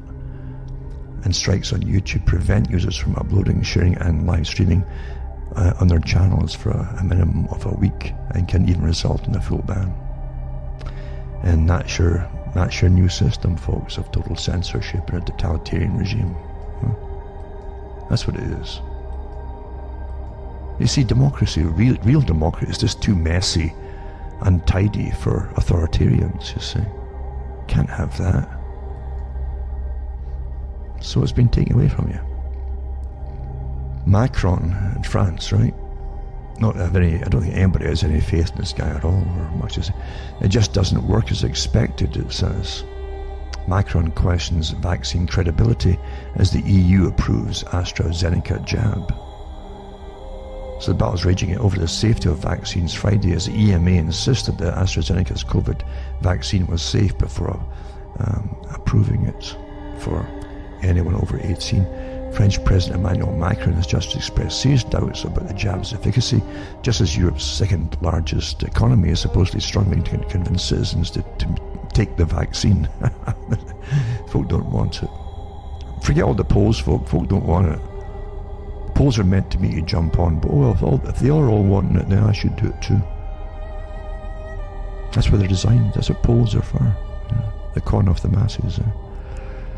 Just before the EMA's expert committee unanimously recommended the vaccine to be used on all adults over 18, concerns were raised this week that not enough data exists to prove that the vaccine works in older people, And those concerns were amplified by Macron, much to the chagrin of some fellow EU leaders. He said the real problem with AstraZeneca is just that it doesn't work as expected because we have very little information, Macron told the reporters. Europe has still approved the jab on Friday, despite widespread doubts and criticism about whether it's effective. Too many bureaucrats were apparently anxious of the delay in the bloc's decision to approve and roll out the vaccines. Even the mainstream press acknowledged that concerns had been raised about the vaccine's use in elderly patients. The trials upon which the EMA based its decision found that the AZ vaccine was roughly 60% effective. No, I would doubt that at all. Macron added the US hasn't approved the AZ jab yet, and added that France was waiting on the EUA's decision. Still, the president didn't sound particularly enthusiastic, and his remarks follow an independent commission advising the German government's findings that the AZ Oxford vaccine shouldn't be used on people over 65. Well, they're dying, you see. The comeback too from the vaccine well, you see, they were dying anyway. Well, if they're dying anyway, why are you giving them the jab? If they've only got days or maybe a week or two, why are you giving them a jab that's dangerous to them, and they're dying after it?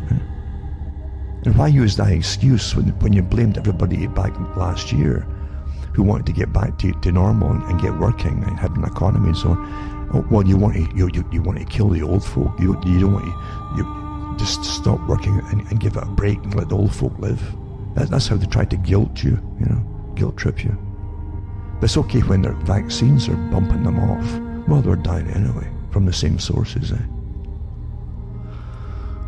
Science, it's science. So. Again, bioethics. I mentioned this before too. We've had articles, especially in Canada, because we're very progressive in Canada. We don't mind killing folk in hospital. I think if they fulfill certain criteria, maybe at a certain age, maybe they're not too useful in society. Maybe they've got one or two little elderly problems, but nothing much. But it doesn't, why waste money on them? Right? And so they offer you euthanasia in Canada. Anyway, COVID doctor charged with killing the weak to save the strong. This is bioethics and operation. So he's a primary care physician from one of the hardest hit regions in Italy, arrested for lethally injecting weak COVID patients to free up beds during the peak of the pandemic. That's the excuse they give here. I wonder how much money you got per patient, by the way. So Dr. Carlo Mosca's online patient reviews describe a loving humanitarian. Well, humanitarianism is humanism, you see. Probably meant humanism as opposed to humanitarian, who saved countless lives before the coronavirus pandemic struck Italy. So patients and their families lavish praise on the loving Father. Oh, here we go with this guff. Something clearly changed in Moscow as the pandemic raged on. The 47-year-old was arrested on double homicide charges this week, accused of killing weak COVID patients and doctoring their medical records in order to free up beds for other patients. Moscow describes the allegations as baseless, claiming that the overwhelmed healthcare system is the reason the patients died.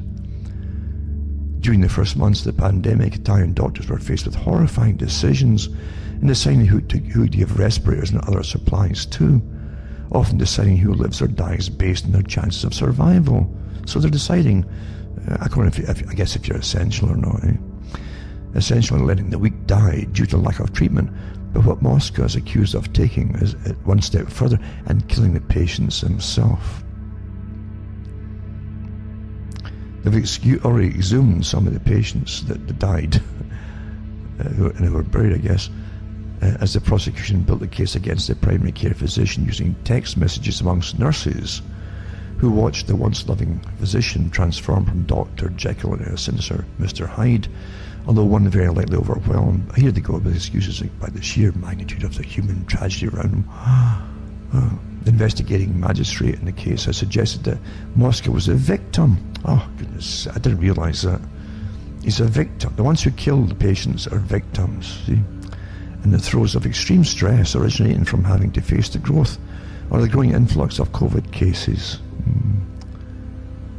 According to the court document, I wonder if it would happen if he was in charge of a prison camp. He'd have the same excuse then, eh? He was overwhelmed by the sheer numbers coming in. Replication of the extreme conditions that led to his crimes made it probable that he resolved to administer, here they go guessing again, this is a defense here, prohibited drugs to the most serious patients in order to speed up their death, thereby falsifying the data contained in the relative medical records. Simply withholding treatment would have allowed the patients to linger for weeks to months. By injecting them, the prosecutor wrote, Moscow could more quickly free up the much-needed beds. So that's a good reason enough, isn't it, eh? Authorities are now combing through records of all these dead patients to search for anomalies in the treatments and deaths, and they don't rule out exhuming further bodies. Although the majority of them who died were cremated. I'm sure you knew that too. Eh?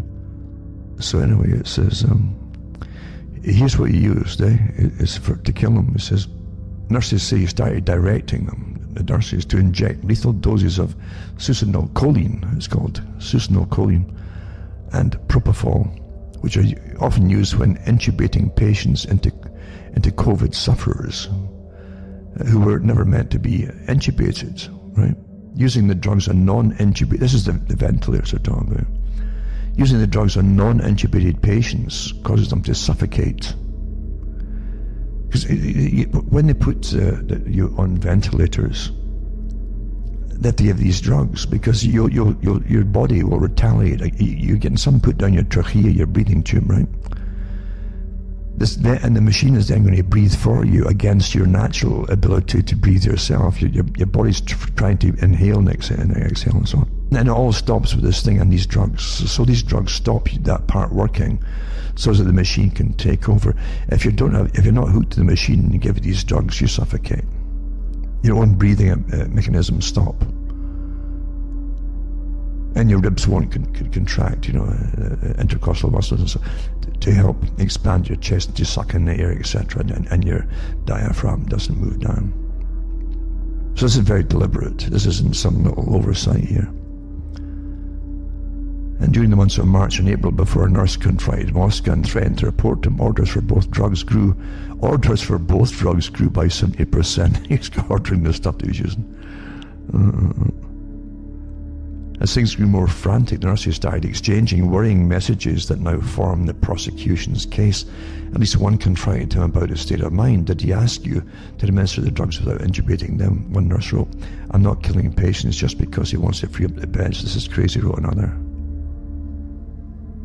When the nurses started to refuse Moscow's orders, he allegedly started injecting the patients personally, asking the nurses to leave him alone with the patients. Well, the nurses too knew damn well what they were doing before they got panicky.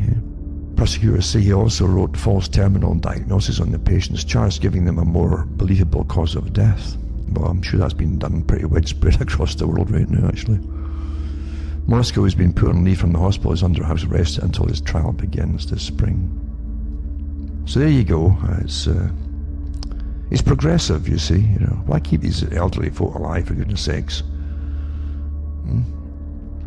That's bioethics in action. Don't forget too that I think it's Fauci's wife is a bioethics expert. You know that too. West Midlands police apologised after officer hauled away a man under COVID laws for refusing to give his name on his way to work. The cops are just so, well, this doesn't bother me because I don't get upset with this guy, because I expected it, to happen. You can't give, unless you have policemen constantly indoctrinated as to what they're allowed to do, not to do. Unless that's constant, then they'll just take liberties. And you end up with a police state, especially under Emergency Powers Acts. They really believe they can do what they want, a lot of them, And so they're just stopping folk on their way to work who still have to work, right? And they can't work from home. This is what they say, most folks should be working from home. Well, how can you repair a roof? Somebody's roof from home. Huh? The telekinesis. But again, too, the cop calls the guy an idiot, This is what happens when as it gets too big for their britches, as they say. Says under the COVID rules, people are allowed to travel for work if they cannot reasonably work from home. Oh, that's very big of them, eh? Yeah. But this is just one of many things that are happening, eh? Facebook is developing a tool to help advertisers avoid bad news, eh? You want to avoid bad news, that's how it starts, eh? So as an advertiser, you don't want your ad being in something that's a downer, right? So it's the chaotic nature of the modern news cycle and digital advertising landscape has made it nearly impossible for brands to run ads against quality content in an automated fashion without encountering bad content. See? So the controls will help advertisers choose which types of stories they want to bypass in Facebook's news feeds. Then you give examples. Yes, but some fear these types of advertising controls will inadvertently push marketers away from placing ads around news, especially during breaking news. So it's a form of filter they're putting in too. And Facebook is committed to developing better industry-wide solutions for how it moderates its content through an industry coalition. Here's the thing, an industry coalition, and the link is here too, called the Global Alliance for Responsible Media. It's called GARM. G-A-R-M, GARM. Eh? And it says what they're saying, providing advertisers topics inclusion tools to control the content their ads appear next to is incredibly important, blah, blah, blah. So they'll be able to basically, in a coalition, basically, it's going to cut people out of the picture altogether. I guess in a form of censorship, obviously, isn't it? Yeah. Deciding what gets seen, what doesn't get seen. Surely it is.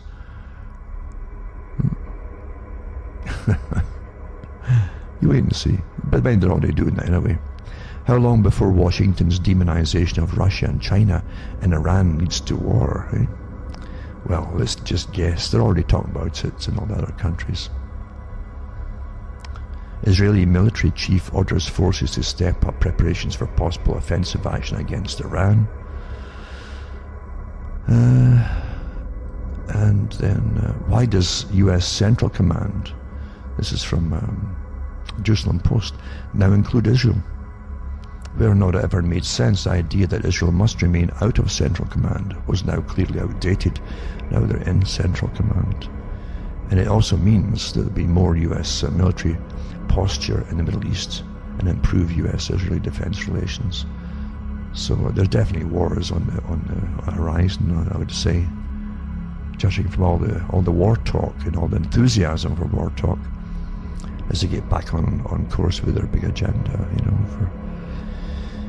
for the list, the list that was published in the US years ago. So Central Command planners should take full advantage of America's military and intelligence relationship with Israel. It was neither necessarily advantageous nor historically justified to exclude Israel from efforts by the Central Command to bolster its military plans through regional cooperation. So war is definitely on the horizon, I'm sure. At least the threat of war. You've got to always have boogeymen, mind you, and they've been missing boogeymen for a while now. Exclusive. Proud Boys leader was prolific informer for law enforcement. We know that now. I knew it then. I didn't really say anything. But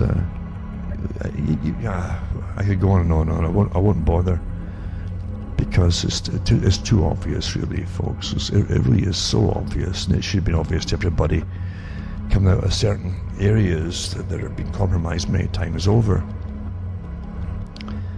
That you've got the FBI and other organizations running the shows, the sting operations over and over.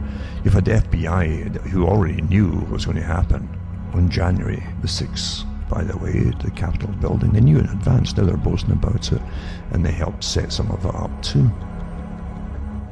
Yeah. And you'll find in Antifa as well, the leaders of it too are part of it, no doubt about it. And the BLM, we know that as well. And on every side, I always say this, whatever flavour of protest or rebellion you're into, they've got a ready-made system already set up for you. They've got all kinds of flavours of them set up for you already, All you have to do is join them and get used. So the Proud Boys leader was a prolific informer for the law enforcement, it says. It's from Reuters, and Enrique Tarrio, leader of the Proud Boys extremist group, has a past as an informer for federal and local law enforcement, repeatedly working undercover for investigators after he was arrested in 2012, according to a former prosecutor in a transcript of a 2014 federal court proceedings obtained by Reuters. In the Miami hearing, a federal prosecutor, a Federal Bureau investigation agent, and Tarrio's own lawyer described his undercover work and he'd helped authorities prosecute more than a dozen people in various cases involving drugs, gambling, and human smuggling. Mind you, he was picked up before January the 6th, a few days before or a week before it. And so this was him getting him out of the way, you see. As an agent, you don't want their own guys arrested and caught, but also is to get his cell phone, supposedly, with all his contacts on it as well, you see. People who don't know that they're completely compromised. I tell you. So he's a prolific informant, right?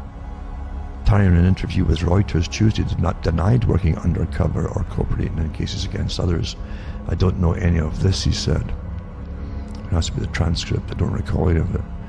Law enforcement officials in court transcript contradict Tarrio's denial. In a statement to Reuters, the former federal prosecutor in Tarrio's case, Vanessa Singh Johannes, confirmed that he cooperated with local and federal law enforcement to aid in the prosecution of those running other separate criminal enterprises, ranging from running marijuana grow houses in Miami to operating pharmaceutical fraud schemes. So he's a high-profile figure who organises and leads the right-wing Proud Boys in their confrontations with those they believe to be Antifa, short for anti-fascism. I'm sure that's run by the FBI too, at the top, or the CIA at the very least.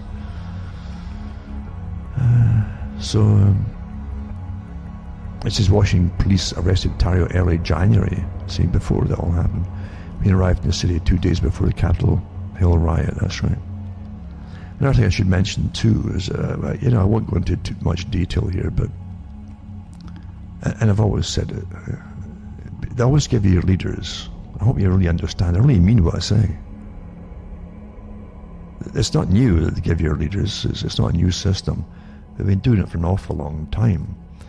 Just like they give their leaders to different Muslim groups inside Britain and the States and elsewhere, and Canada. Yeah? And they put out people who seem to be real knowledgeable with their religion and so on, and their history. And they'll radicalize youngsters. They attract them into these websites, get to know them all, set them up in sting operations, with the authorities being used to set them up, and then there's more possible terrorists are caught, you see. And that's what you look how many have saved the issue. Well, they set them up in the first place. It wouldn't have happened by themselves probably if they're left alone. They create the radicalized ones, with sting operations. So, you got to really sit back at times and think, do some thinking for yourself. It's up to you. Counterintelligence is all over the internet. They've had so many bloggers come out of nowhere that suddenly get all the ratings. That's your first clue. It doesn't matter what they're talking about, or even if it's piffle, they'll get incredible ratings according to what the rating. This is all bogus too, by the way. And folk will jump on them. Oh my God, so and so's great. All these ratings. Well, what about what they're actually saying? What they'll be saying is what's already current and topical and popular, and they grab it. At least the teams that work behind them grab it, and they'll always appear to be solitary people, but there's teams behind them do this kind of work, and they'll say the same stuff as everybody else, and then they'll add their twist to it, which is counterintelligence, or ridicule it. Then the ones who are sticking to the basic facts that they've copied are tarred with them when they crash it. Oh, you're one of those crazy nutters that believe in, blah blah. Counterintelligence, folks. And there's so many out there now, so many. But even the big ones were like that from the beginning.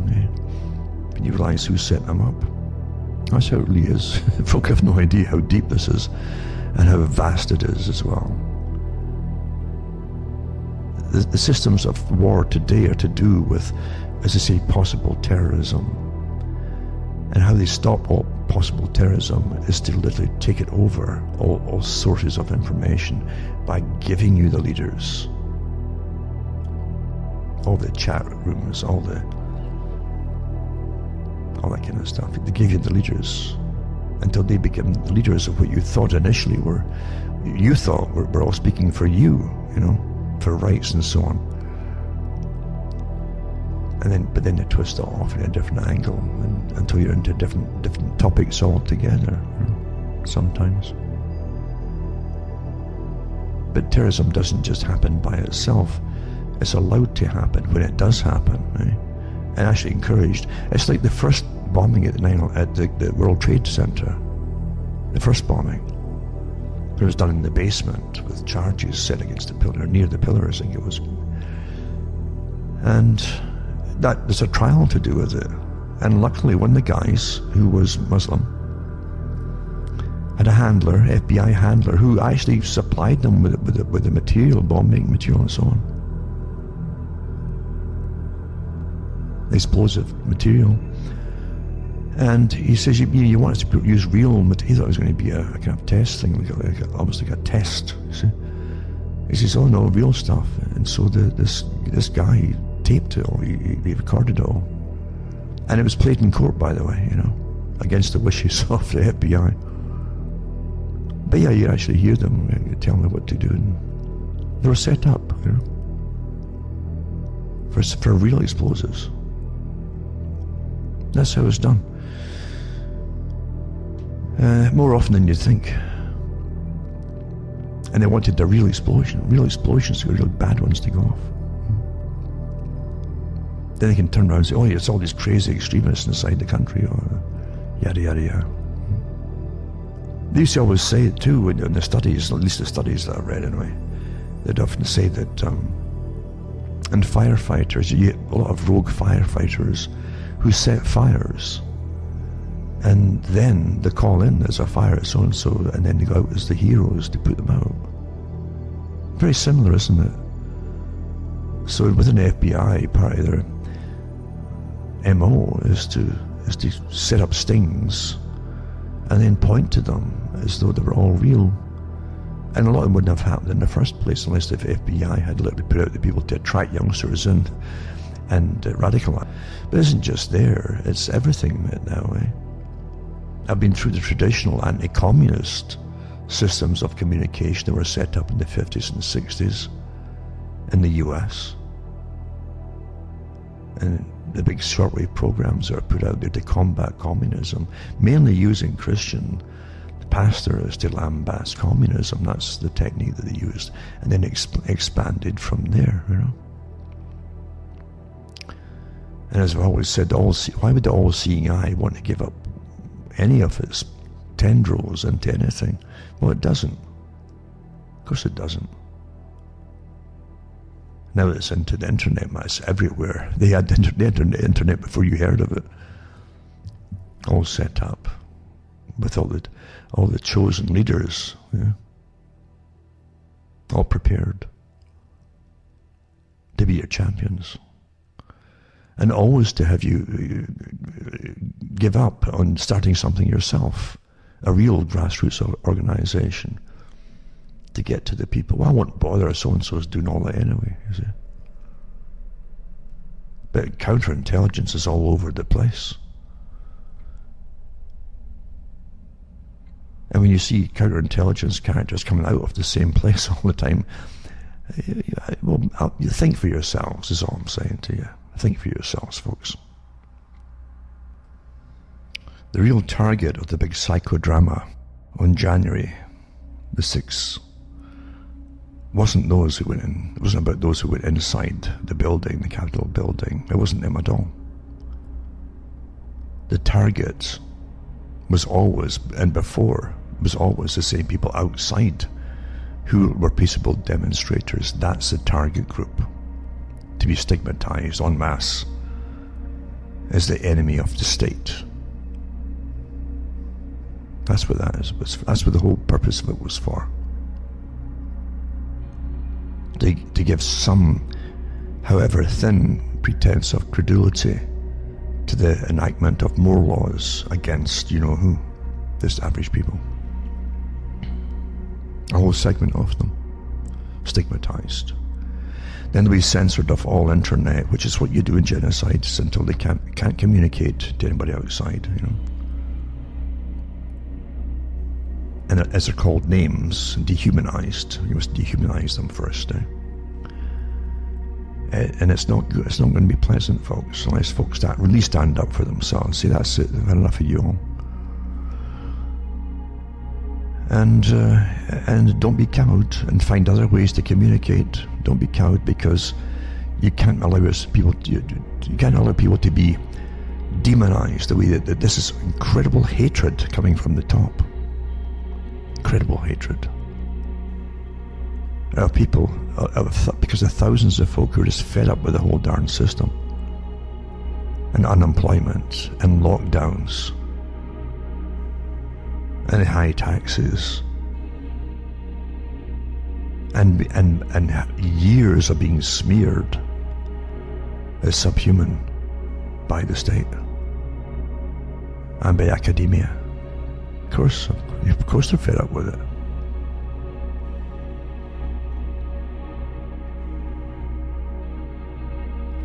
You can't have anybody having their voices silenced. I don't care who they are. And that's why you've got to have free speech. No matter how much you might not like it, and there's definitely authoritarian regimes that certainly don't like free speech, absolutely. But you've got to have it. That's part of so-called democracy. So as I say, the whole premise, especially in the States, was premised on free speech. They didn't really have that kind of amount of free speech in Britain. I don't think any time at all. Authorities were always rather authoritarian there, but in the States, you're supposed to have all kinds of speech. That's the only way. It's a safety valve too. You know? Let folk get it out of their system. And everybody out there listening has gone through life learning, hopefully. You know, you start off as a child and grow up. You have all kinds of opinions as a child even, and then they change as a teenager. Even I hate that term, teenager was invented back in the 50s and 60s. And then you go into, you get older, and you'll be surprised how many times different things you were fixed on change. Because through experience, you change your opinions. And that's called maturity. You're evolving as you live, and you're understanding more and more as you start to see through different sides of things, you see, and the whys and wherefores of why things happen. And you also know the con games of those in power, or those who seek power, or those who want to overthrow power and take over for themselves. That happens too. So you learn how it really works. But free speech is imperative, and folk can't be. You can't allow anybody to be demonized. You can't allow that at all, because eventually it's your turn to get demonized and silenced. Jonathan Van Tam tells 5 million vaccinated Brits to stay home for 3 weeks as they could still spread COVID after you get vaccinated. No kidding. As Mason scientists say. So the Deputy Chief Medical Officer warned it's vital that every person plays their part to stop transmission of the disease. I wonder if they're transmitting it after they get vaccinated, like the other article mentioned as well. It comes as coronavirus vaccine rolled out UK, and it hit a daily record with 1.2 million jabs doled. I saw someone sent me a T-shirt. I kind of laughed too. And had a picture of Bill Gates, I think, on it, and Fauci, and it says, and a syringe, and it says, "Say no to the prick." Now, that's a pretty good one. So this one here says, the National Health Service figures show that, and they give you, this is like a war scenario, like 1984, which Orwell really showed you awfully well the techniques they use in warfare with statistics. Now, we've turned out 500 more tanks for the Malabar front. and 2,000 machine guns and blah, blah, blah. So National Service figures showed that 425,596 Brits received the jab yesterday in a boost to the government's target of vaccinating 13.5 million vulnerable people by mid-February. Total war propaganda, isn't it? Same techniques, you see. And it says, an article for the Telegraph, Professor Van Damme said, scientists do not yet know the impact of the vaccine on transmission of the virus. Well, that's scientific, isn't it? That's really safe and scientific. He added, so even after you've had both doses of vaccine, you may still give COVID to someone else, and the chains of transmission will then continue. If you change your behaviour, you could still be spreading the virus, keeping the number of cases high and putting others at risk. Also said the protection takes up to 3 weeks to kick in, and urged people to stay at home while the vaccine is being distributed. So regardless of whether someone has had the vaccination or not, it's vital that everyone follows the national restrictions and public health advice. The vaccine is rightly something to celebrate. It's a bit early to say that. Let's stay patient, stay at home, and support the. So let us stay patient, right? Stay at home. I was going to stay patient. Stay at home and support the NHS as it continues to roll out the vaccine. Terrible, isn't it?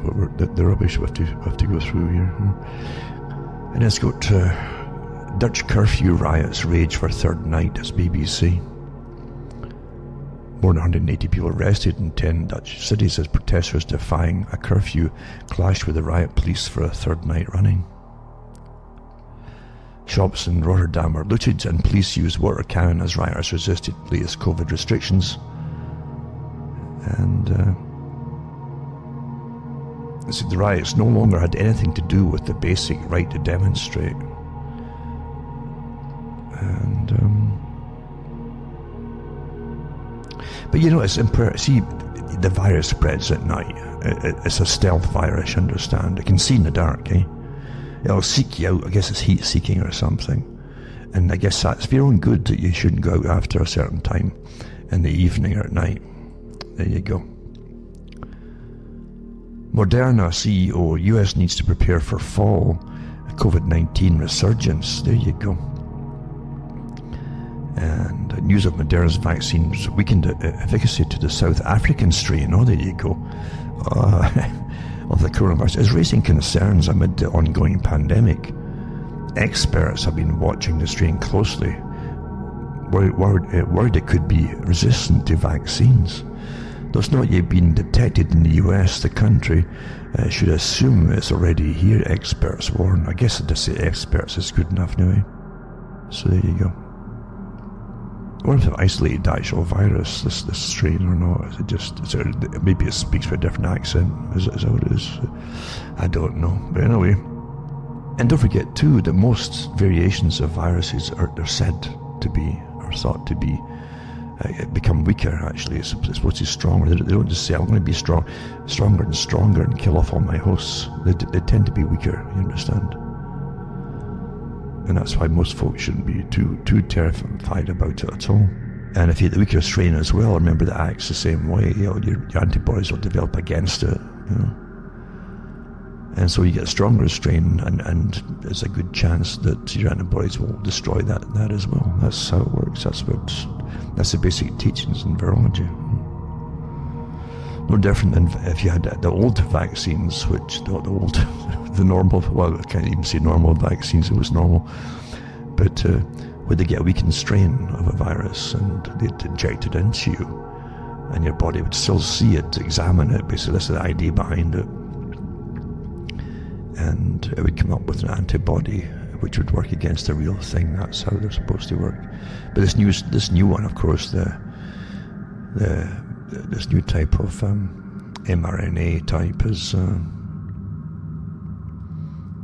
different thing altogether from the old kind.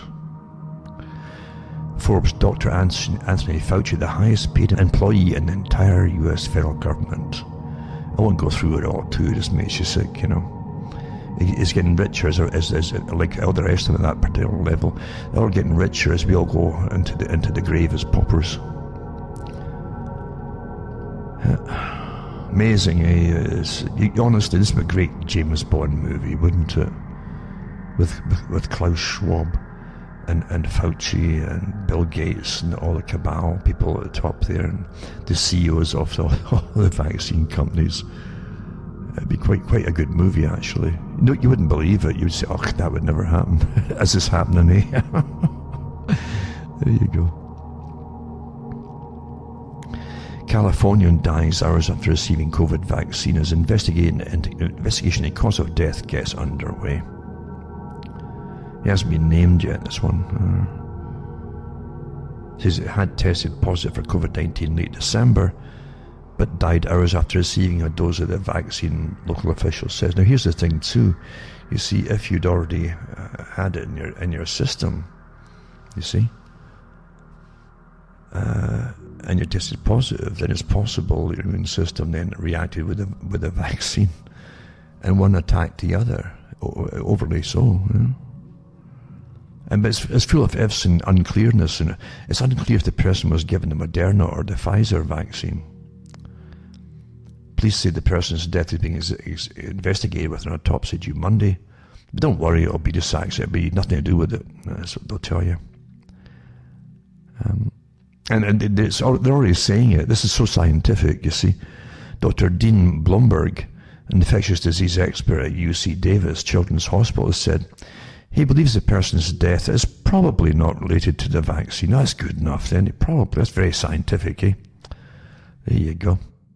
He has administered the COVID-19 vaccine several hours before their death, January 21st, 2021. And the vaccine was not administered by Placer County Public Health. Well, they're trying to wash their hands of that already. So they won't tell you much else about it, naturally. China's zero-tolerance COVID tactics now include anal swabs. Now, I can remember the days you used to go to a restaurant, you got fortune cookies, you know. Now they just, you know, give you an anal swab. So here you go.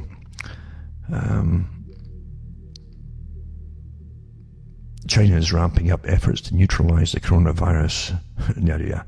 Well, there's no nationwide policy on the use of techniques. Some residents in China northern regions, where more than 1,700 cases, because it keeps giving swabs out, have been subjected to the swabs with little warning. I guess they'd ask you, they're probably lie to you. See, this is a physical exercise to see how fit you are. Touch your toes. That'd be it, I suppose. So there you go. They've had this given to them without much warning. Yeah. The method involves the insertion of a saline-soaked cotton swab about 2 to 3 centimeters into the anus, with the sample then tested for alive traces of the virus. They're getting desperate to find something. More than 1,000 school children and teachers in Beijing were given anal throat, I hope they didn't use the same one, and nose swabs last week, along with a separate antibody test after one asymptomatic virus case was detected on campus. Huh? So 1,000 school children and teachers were given it because one person who was asymptomatic, right, was tested positive, probably with was a PCR test too. There's a loss of false positives. Right? Can you believe this? I really think they're trying. You're being ridiculed, really, beyond ridicule. So there you go. You will have to. Use of the new detection technique is based on research that traces of the virus found in the anus can last longer than the respiratory tract. Deputy Director of the Respiratory and Infectious Disease Department of Beijing, and it says anyway. And they could be more accurate than throat nose tests. Oh dear, dear, dear.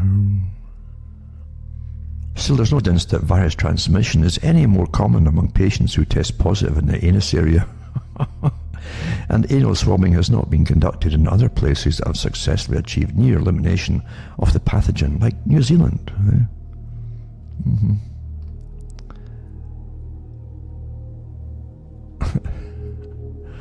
Ah dear, I don't know. There's at least some comedy involved, somewhere along the line here. I was going to mention too, some of the movies that I mentioned before is maybe years ago. One was Equilibrium, a movie, and a kind of futuristic society where it's a totalitarian society where the authorities, very much like Klaus Schwab, took over the system and ran it to keep the people safe and free from anxiety. Anxiety causes strife, and people start fighting over strife and jealousies. So everybody had to take this drug every day, a specific drug that was authorized by the government, and you had to take it or you'd be an outlaw for world peace, you see. And because once you took the drug, you flattened your emotions and stuff. You didn't have much emotions left, and you couldn't read books. That was illegal. Much like Fahrenheit 451. Books which stimulated sensations and thought, and emotions would come to the surface. And the whole point of keeping the peace was to make sure the emotions did not come near the surface. At the end of the movie, you find out that the Big Brother type character that you see every day is really just a virtual reality. He died long, long ago. He kept on the go for years by the second in command. But a good enough plot, and it was well done, the movie itself. And I've got a few other ones. Another one is called Iborg. That's Iyeborgs, Iborgs. And that came out in 2009, I think. Very similar, a world of total surveillance by these little critters, electronic critters that are all over the place, spying on everybody.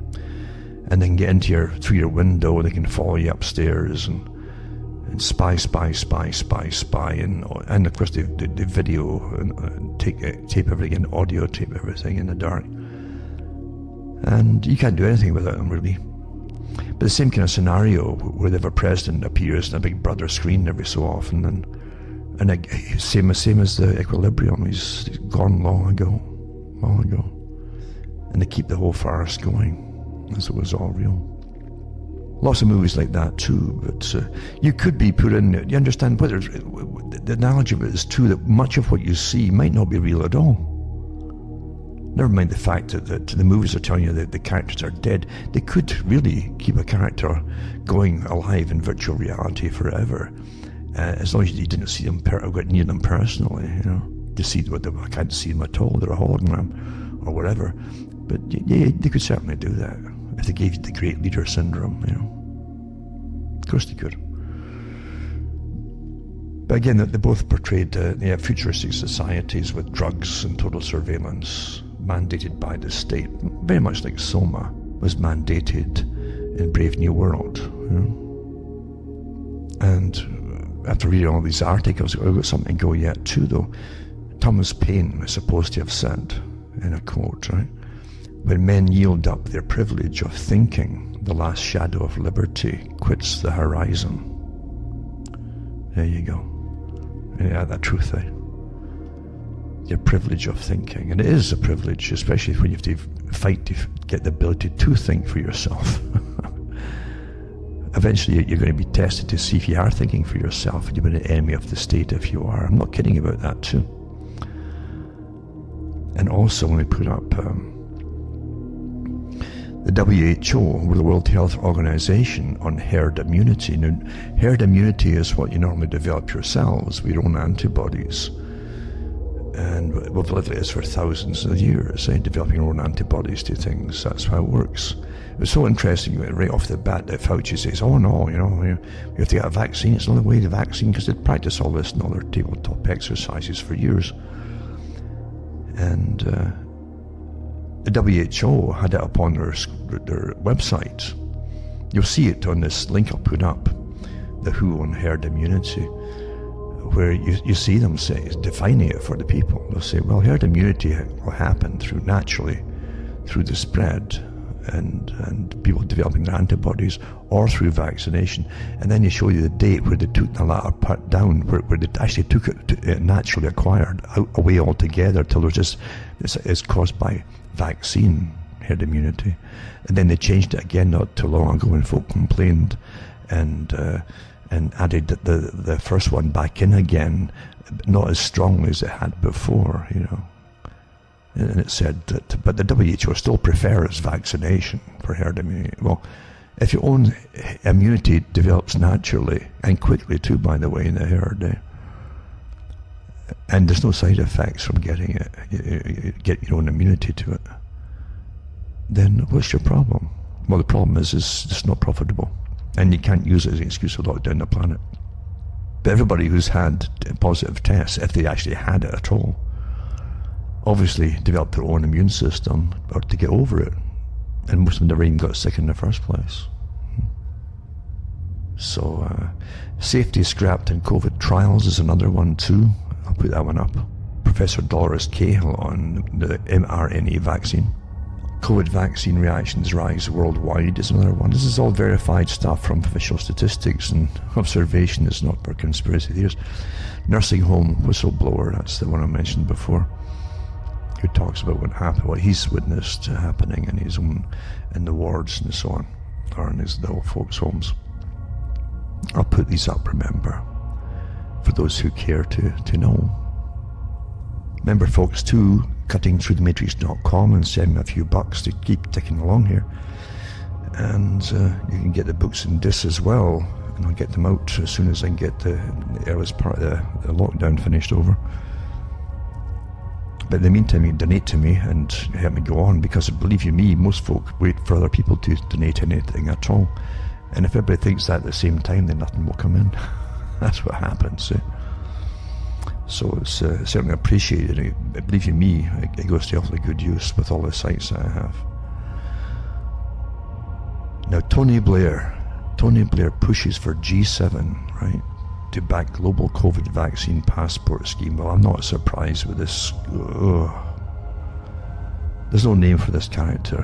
What a slimy guy who literally is an international socialist. But again, it's a good cover, because he really believes in millions of pounds. He's earned millions since he left government, from all the organisations that were formed, from all the wars that he got Britain involved in. But, yeah, I'm sure he'll be getting money for whoever he's pushing here too. So it says that he's called on Boris Johnson to use the G7 to push a global coronavirus vaccine passport. I can remember when he was put into that quartet to do with aid coming into countries in the Middle East, you know, and the racketeering that went on there. Oh dear. He said a vaccine passport would be digital and be able to track your coronavirus status wherever you are in the world. Cabinet Minister Michael Gove has previously said there would be no plans for a passport for those who have been vaccinated. Well, why not? It doesn't stop you getting it or passing it. Well, facts don't matter, eh?